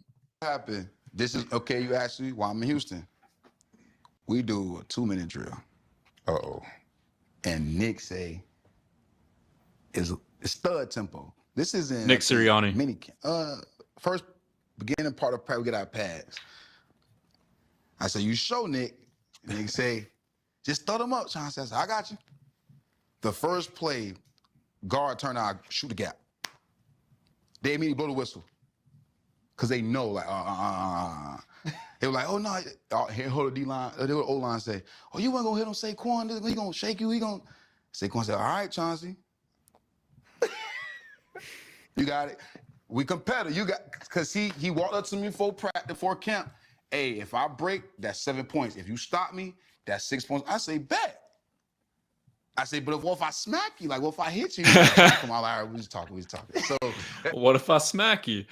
Because I had Wolf Coach say third tempo. Yeah. Like, what I get for that? He was like, just take care of him, I'm take care of you. They doing how offense do. They little gimmicks on 2 minutes. Nick go empty, and I know what's coming. The Jalen Hurts quarterback draw, I run straight. So I'm gonna stop it right here, and we'll see it in the next clip later too. But like, he is a smart, instinctual football player. He says he goes into, I know what they're doing. Like, he's smart, dude. So like, I know, Philly fans, some will like get in your comments and say, yeah, we don't miss you getting burned by us, but that's what he is. He takes chances. And so like, I'll cut it back here in a second, but like, basically he says they go empty and he's supposed to be cover 3 or cover 1, middle of the field, but he says, screw it. He knows the play. So like, just because you're told to do an assignment, but if you know the play, you might as well bail that assignment and go make a play, which is what he does. A lot of players don't do that because they're scared to fuck up. So like, that's what I learned about him is like, he's smart, instinctual player, bro. And he's a competitor. So I'll let him finish. Nick go empty, and I know what's coming. The Jalen Hurts quarterback draw, I run straight down the middle. I'm supposed to be in the middle of third, run right down the middle. It's supposed to be middle of third. So most players would be like, oh, I know the play, but I don't want to get in trouble. I'm going to do my job. Like, no, he said, fuck that. I'm going to make a play. I ain't even hit him, but I got drill over defense 1, whatever. I got cussed out so bad. And that you got to. And so, this is all spurred by him being a competitor. Like, someone talking shit to him, firing him up, Saquon. He's like, nah, bro. And so let him finish. I got close to Jalen to warn Saquon. Like, this can happen to you on 4th and 1. That's crazy, dude. And you not going to fill the gap like that in the game. Bijan Robinson play happen. Bet. Let's go. Mm-hmm. No disrespect to the kid. He's dope. Yeah. He's good. He can go. They make a crazy call in the huddle. And it's me and him. And I'm like, oh. And it triggered back to what Saquon said. I saw Saquon in the backfield. I didn't see Bijan Robinson. Yo. And it went from there. I go to the sideline and say, Saquon, that was you. And he just laughed. And we lost, but it was like, that was right. Yeah. That was that moment. Man, I love that. That's the kind of guy you want on your defense, bro. He had a training camp practice, fire him the hell up, didn't forget it, and had a similar situation and made a big ass play, and then wouldn't talk shit to his teammate. Like, yeah, bro, I told you. That's the kind of player you want. And here's the play right here. I'll make sure it's muted so it doesn't. Short. All right, let's see. Yeah, so it's CJ. Ooh, 4th and 1 against. Oh, he stuck Bijan. It was 4th and 1, and Atlanta went for it with 5 minutes left. That's basically the game. And that's the one where he stuck him. His helmet came off. And then he had the celebration. But yeah, that was dope. Let's see. Engineer said, is this why the Lions had so many injuries on defense last year? Why is it? What are you asking? Because of CJ Gardner-Johnson? Please elaborate on that, engineer. And let's see what else we got. Let's see. And so this is CJ Gardner-Johnson explaining why the Eagles traded him. Why are you now a Houston Texan and not a Philadelphia Eagle? Scared of a competitor. You said they're scared of a competitor? Yeah. Simple as that. What you mean? You can't program a dog. Certain dogs, you can't say be a dog and then it's time to go out there. You can't program a dog. Is that a t-shirt idea? Hey, we need you. Let's look at the Washington Commanders game. I got kicked out. I was nowhere near to play. Nowhere near to play. Everybody was fed up with me. And I'm like, if you go back to that play, I celebrated with Reed Blankenship. And I'm getting cursed from head to toe on the sideline and looked at Vic even get on me. I'm like, what did I do? So, people in the box, they call down and they're trying to figure out why am I getting kicked? They was trying to reverse the call because guys come off the sideline. If you watch that game, the game was already like heavily. That's what sparked it. Then we had like a little scrum between at practice. Nothing. It's just offense versus defense. But who's the culprit of it? Me, I guess, because I guess we're competing. When you telling the period is live, you telling us not to compete during a live period, but it's a live period. We competing to get ready for a playoff game. All right, cool. Mm-hmm. It's like little antic things that, okay, so how you want to play football? He can't go half speed. That's good. You want me to be a leader and outspoken, but then you want me to sit back and just, I'm cool with taking the back seat, but I'm not cool with little things like, okay, I'm misled. I'm confused. I don't understand what you want me to do. So being in Philly is like, I would actually now go to the front office like, what's my role? Like you guys say, you want to be a captain. But when decisions are made, I'm looked at like, oh, we're just gonna call your agent. If I don't say like this, if I come in smiling, happy, and joy, just talk to him man to man. Like it sounds like they're just deferring shit, and so he'll finish. But like, I just want to get this off now. But like, I kind of alluded to it earlier. Like a couple things, like D'Amico can handle this, but two, like Nick Sirianni is an offensive coach, and so your head coach is the offensive coach. But now you got D'Amico, who's a defensive coach and the head coach. He's the one you're going to deal with. So like when this shit happens, like he's right there.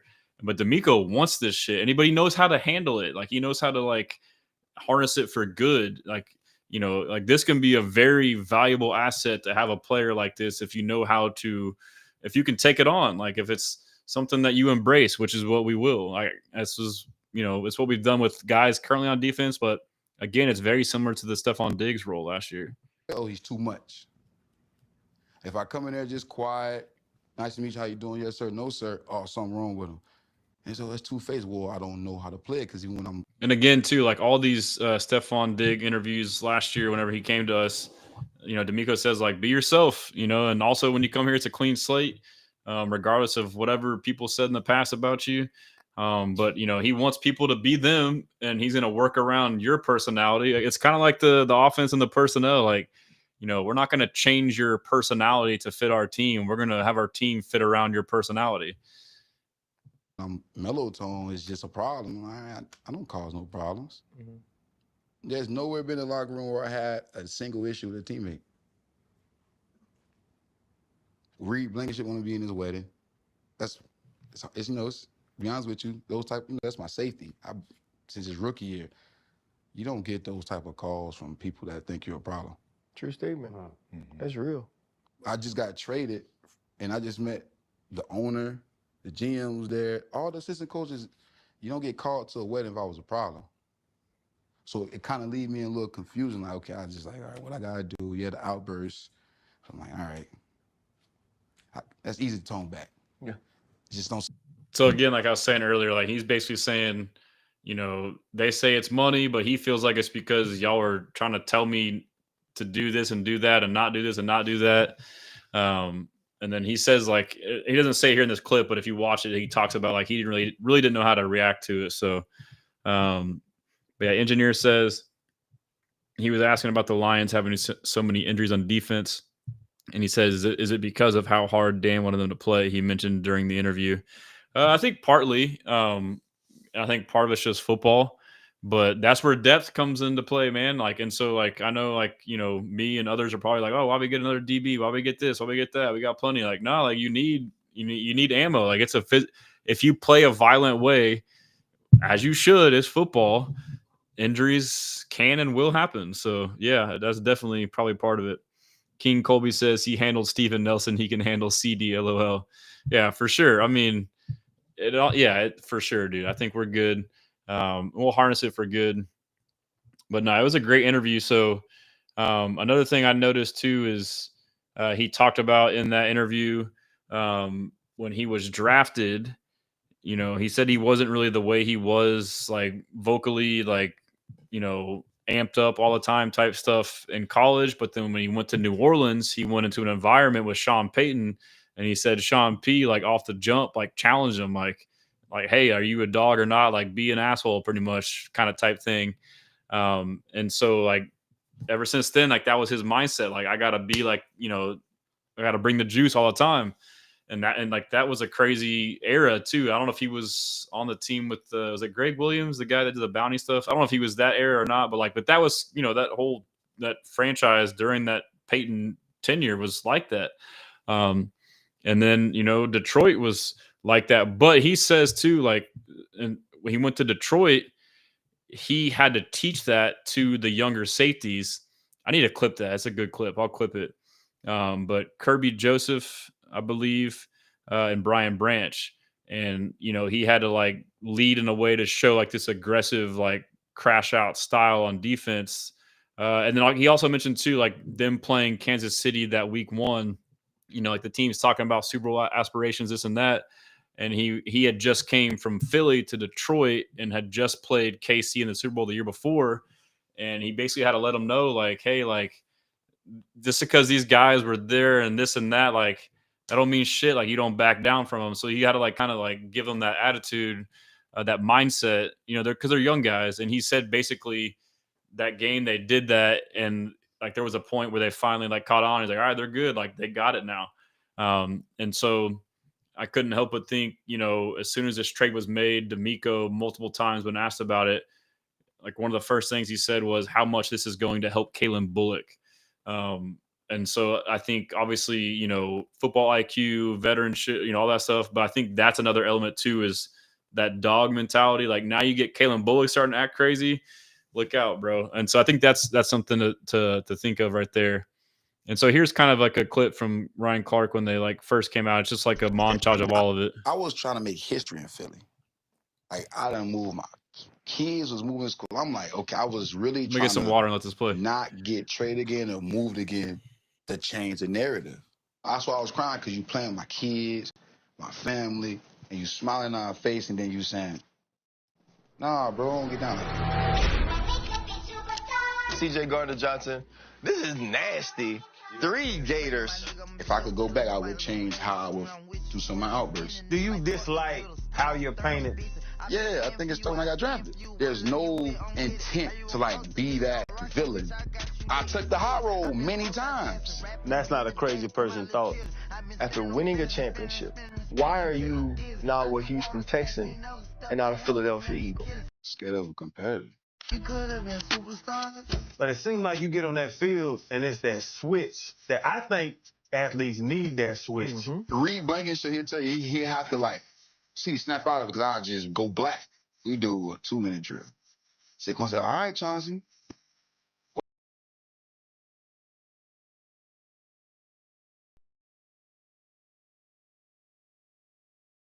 Quarterback draw, I run straight down the middle. I was muted. I got close to Jalen the one. Yeah, he talked about he'll black out and see red dots.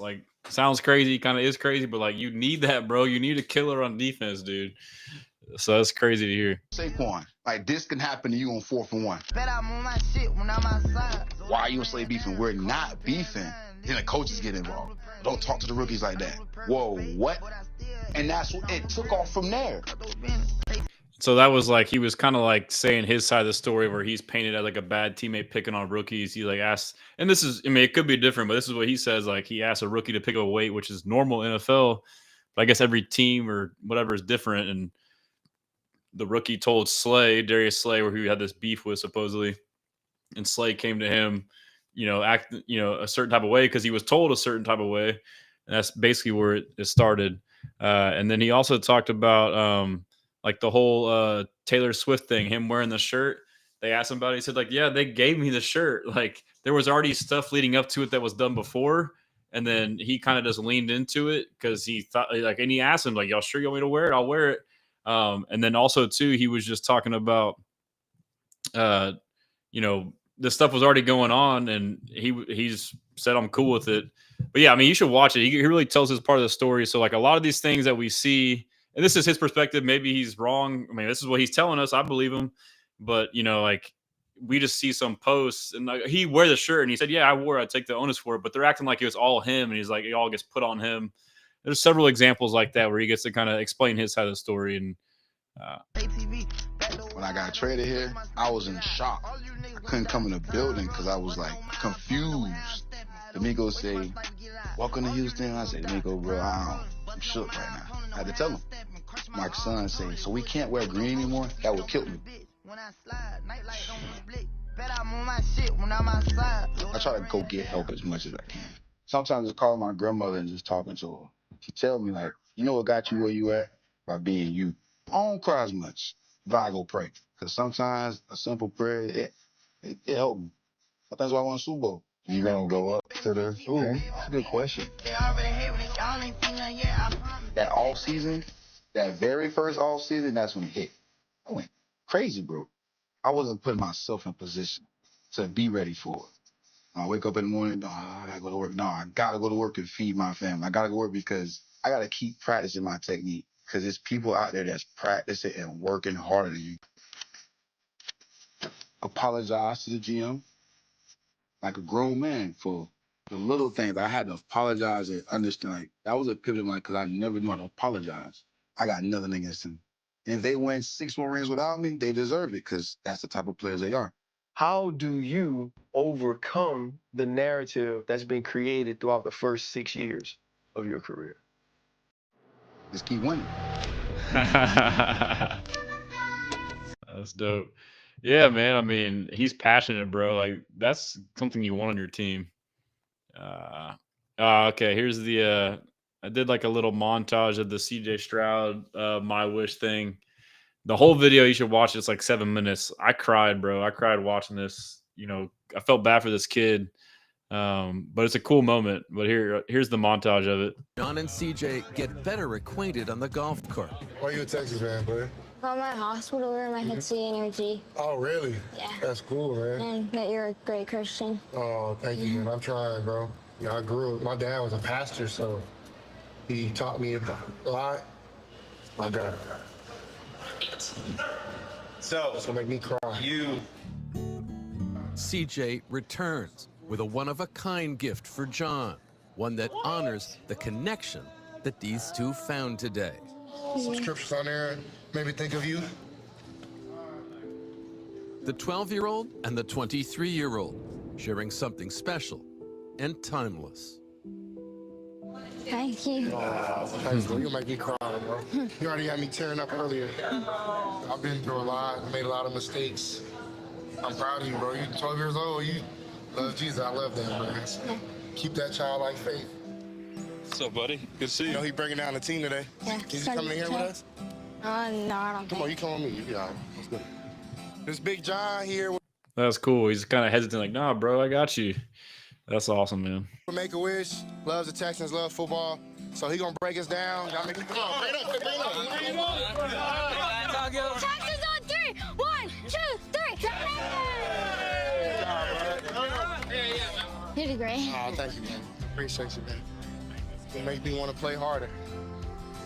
Made me want to play harder. Man, I almost cried again watching that. And that's not even the full one, but yeah, it's John Sparing. He had a congenital heart disease, and so he's going through a lot ever since he was born. But that's crazy too. Like, kids that he's from Dallas too, so he's a Cowboys. He's not a Cowboys. He's a Texans fan. I don't know if he was, but he said he was in the hospital. He just see NRG every day, and then he said, you know, that's why he became a fan, because CJ is a Christian. Good stuff, man. Good stuff. Will Anderson Jr. was on the Ross Tucker. It was earlier in the year, but he just released it. This one is him saying who he models or watches. Bosa was a good guy that I watched all the time just because we're in the same scheme, and I just wanted to see how he did things. And then Myles Garrett is a guy that I really watch a lot too because we're in the same scheme too, but we kind of interesting that I guess Bosa and then Garrett in the same scheme do some more of the similar things too on the same side. Yeah, Bosa's an interesting guy because he's not – he's so good with his hands. Yeah. He doesn't really beat him with speed. Yeah. It's all like he has really big steps. Yeah. He gains really a lot of ground on his steps. He has really big steps. He uses his hands really well. His leverage is amazing. I love watching him. He does a lot of speed to power. Then he gets the O-lineman hands on him, and he gets to, like, swipe him off. Yes. Forklift, bull forklift, long arm, things like that. So from that aspect, I kind of watch him, and Myles does the same. All right. Yeah, that's dope. Yeah, Nick Chubb made a post, says some days you'll swing the sword, some days you'll just sharpen it, but every day you prepare. I mean, is he ready for training camp or what, dude? Like, what the hell? This is crazy, man. This dude's a beast. I keep forgetting we have Nick Chubb on our team. And yeah, so there's a lot of talk too about, you know, the Jaden Higgins contract. He was the first fully guaranteed second-round pick, and, you know, Nick Caserio, because of that, now there's only 2 that have been signed, and they're all waiting to sign, and training camps approaching. I know, like, a lot of people are saying it's because of that, but Texans Cap, he says he believes, like, it's really because of the Derek Carr retirement is the reason why.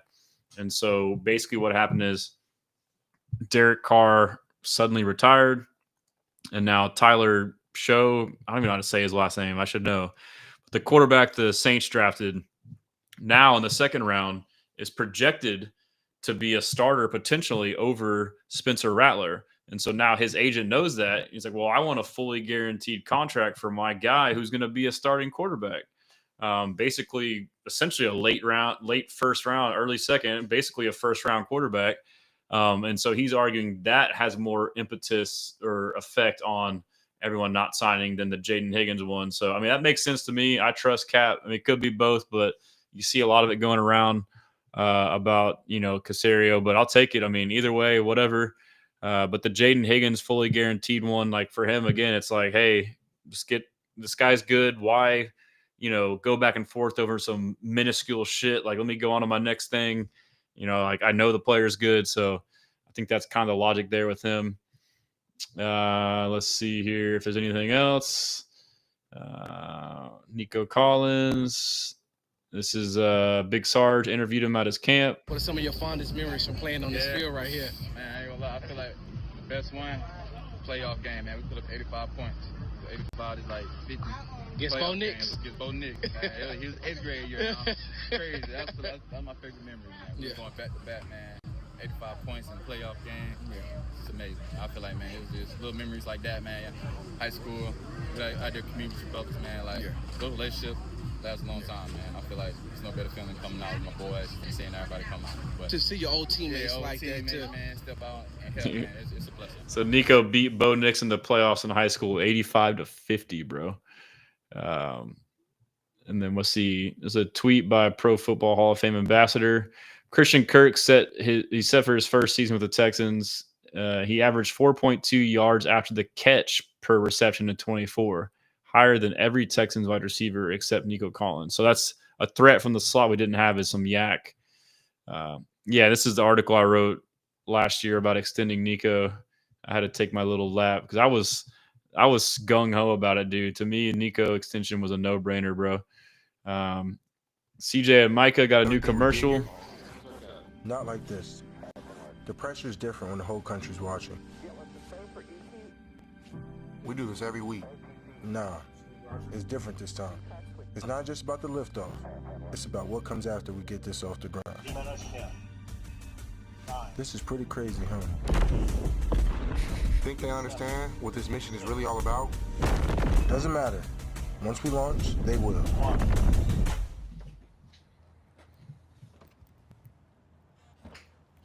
Micah, bro, you forgot the jams.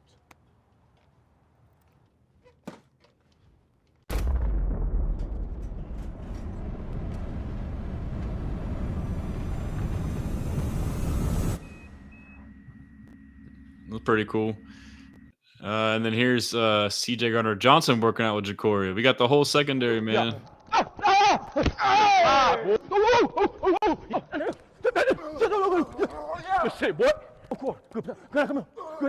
He got some good feet too for a safety, man. Yeah, come on. There you go. Good, come on. Good, get you one. Yeah, good out here. Good out for the woman. Yes. Good shit. Now go ahead. Yeah. See the squeeze tight. There we go. Good. Hopefully there's the Kalen Bullock. Kalen Bullock's got some crazy feet too. Let me see if there's anything else that we got. Kind of scrolling through. There was this video by I think it's Hayden Winks with Underdog. You probably think that the Texans he pointed out like a revelation with the with the DeAndre Hopkins trade. I'll let him talk about it. That David Johnson for DeAndre Hopkins trade, but guess what? He turned out to be wrong. Wrong. In addition to getting David Johnson, the Texans also received a 2020 second-round pick and a 2021 fourth-rounder. That second-round pick, well, immediately wasted, nose tackle, nobody cares. But that 2021 fourth-rounder turned out to be awesome down the line. The Texans called the Panthers the next draft, offered that fourth-round pick and some other draft capital to move all the way up to 89th overall. They really had nobody at wide receiver, so they took developmental ex-wide receiver Nico Collins. Definitely took out some time, but Nico Collins is now a bona fide superstar and a 12th overall pick over on Underdog Fantasy. How do you like them apps? More importantly, the Texans have C.J. Stroud and Nico Collins under contract through at least the 2027. Yeah, so I mean, he points out like one of the picks that we got in the trade turned into years later Nico, but it was still like only a portion of what we used to trade up to get Nico. So I mean, but it's a cool little nugget. But I mean, Seth Payne made a good analogy on it. It's pretty funny. Another Will Anderson Jr. clip from Ross Tucker. What do you need to do to get to that level that people are talking about you like they talk about those guys? Consistency. Consistently. Like, I have to do it consistently every game. It can't be a drop-off, staying healthy. And me and my coach talked about that. Like, you got to consistently do that, like, every game. And, you know, it's just more, doing more. And doing more is just, you know, we want to talk about sacks and stuff like that. Like, the sacks are going to come, but, like, doing more, like, more forced fumbles. Like, got to get the ball out more when you're sacking the quarterback. Like, that's one of my off-season things that I want to work on is, like, reaching with precision, like really like turning that corner tight and really going for the ball, getting more of those. Like those guys have a lot of forced fumbles, a lot of strip sacks and stuff like that. And like that's what separates them. You know, that adds another thing to your career and stuff like that. So just doing that and just being more consistent in my game. Like I feel great where I'm at right now, but like it's more left on the table. Like I'm starving for it right now. You know, I'm hungry for it. So this off season, you know, I just want to continue to get better, be consistent, and man, just keep growing and learning. That's awesome. You got a great mindset, and then. Yeah, working on the forced fumble thing, that's dope. I mean, I can't wait to see that first strip sack from him. It's going to be crazy. Oh, here's the list. Yeah, so, yeah, they came out with the list, and then Dan Orlowski saves the day like he always does. Dan knows ball. Here's Dan talking about the BS ESPN list. We're coming to you, Dan. Biggest issue with this list? My biggest issue with the list, two. One, C.J. Stroud not being on the list is, I think, silly, dumb, idiotic. Okay. The people that said after C.J. Stroud's rookie year. If you didn't or you can't see, the list was number 1, Mahomes, number 2, Allen, number 3, Burrow, number 4, Lamar, number 5, Daniels, number 6, Stafford, number 7, Herbert. Insane, the Herbert love. Insane. Totally insane. 8, Goff. 9 Hurts, 10 Mayfield, and then C.J. Stroud was essentially 11. He was an honorable mention. Best rookie season we've ever had. And in that year of 2023, he was like 4,100 yards, 23 touchdowns, 5 interceptions, like 63% completion percentage. So numbers-wise, pretty darn good. Last year, with bottom 5 offensive line, he lost his number 1, number 2, and number 3 receiver for significant stretches. 63% completion percentage, 3,800 yards, and I think he had 20 touchdowns. Now 12 interceptions. Interceptions went up. So disaster all around him. By the way, offensive coordinator never evolved. Disaster around him, and puts up somewhat similar performance-wise. Yeah. So the guy that people were saying like, hey, he's the next Joe Burrow, top 5 player, all of a sudden is out of the top 10. That for me, dude, who is this guy? He looks like freaking Nick Swartzen. Holy shit. That, for me, is probably the biggest gripe. We can make the conversation, Jalen Hurts, higher than a Justin Hurts. Did I miss him? Tell me that's not Nick Swartzen, dude. Top 5 player. That's Nick Oh, God, looks like Nick Swartzen. That looks like Nick Swartzen, dude. Oh, that's funny. All right. Player all of a sudden is out of the top 10. That, for me, is probably. Yeah, I was thinking that, Matt. I was literally just thinking that. I was reading through the list. I was like, wait, Dak's not on there. Yeah, I mean, Dak's, he was overhyped for a while, but now he's being underhyped. I do think Dak is underrated now. I would put him above Herbert.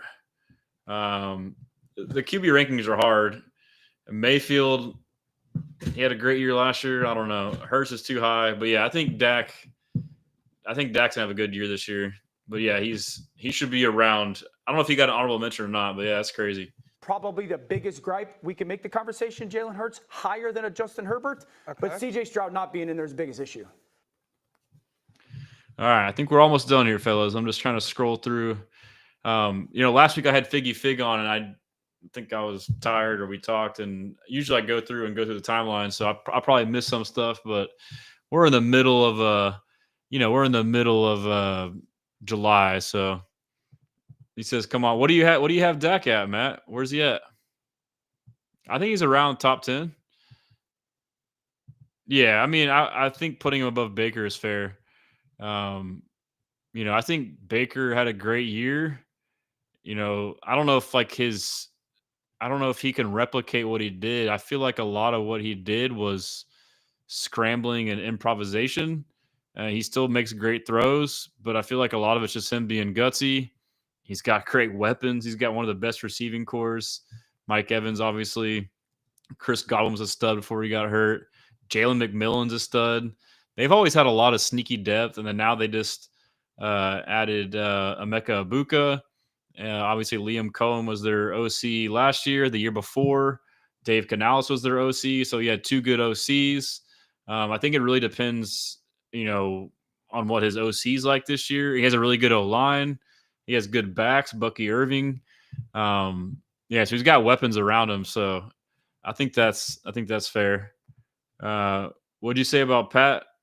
I kind of lost the train of thought there, but let's see. And then, Juwan Jennings. Oh, this was funny. Juwan Jennings, he's wanting to renegotiate his contract, which I agree with. But I basically just said, name a bigger struggle than the 49ers and making their wide receivers happy.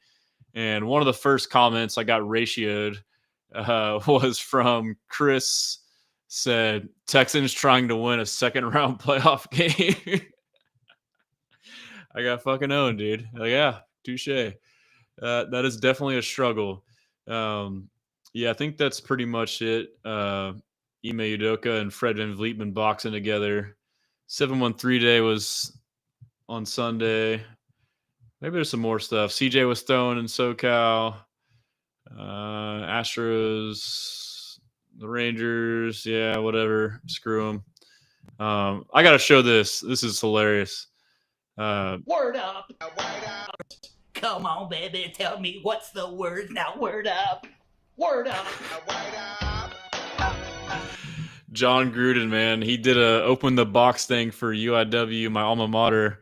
It was a really cool video, and then he's like sang that song, and they made an edit off of it. So, yeah, that's the whole timeline. I went all the way back. I think that's pretty much it, fellas. That's all I got. I appreciate y'all tuning in. A little longer, because we had an interview that was Astros, so I had to catch up on Texans. But next week we got football, man. We got training camp. We get all the talks going. Tomorrow I'll be on with Big Sarge at 9 p.m. And then I might have some interviews with some players. I got a couple that I'm talking to try to squeeze in before training camp. So that'll be dope. But as always, follow me on all social media. I did have to change my name here on YouTube to Houston Stressans, just like it is on Facebook and Instagram. I'm trying to get monetized. I don't know if it's because of my name. So hopefully that works. But as always, check out the site, HoustonStressans.com. Articles. I'm going to start writing more here soon. Merch, free newsletter, videos. There's a forum where we can start talking on there. But, that's all I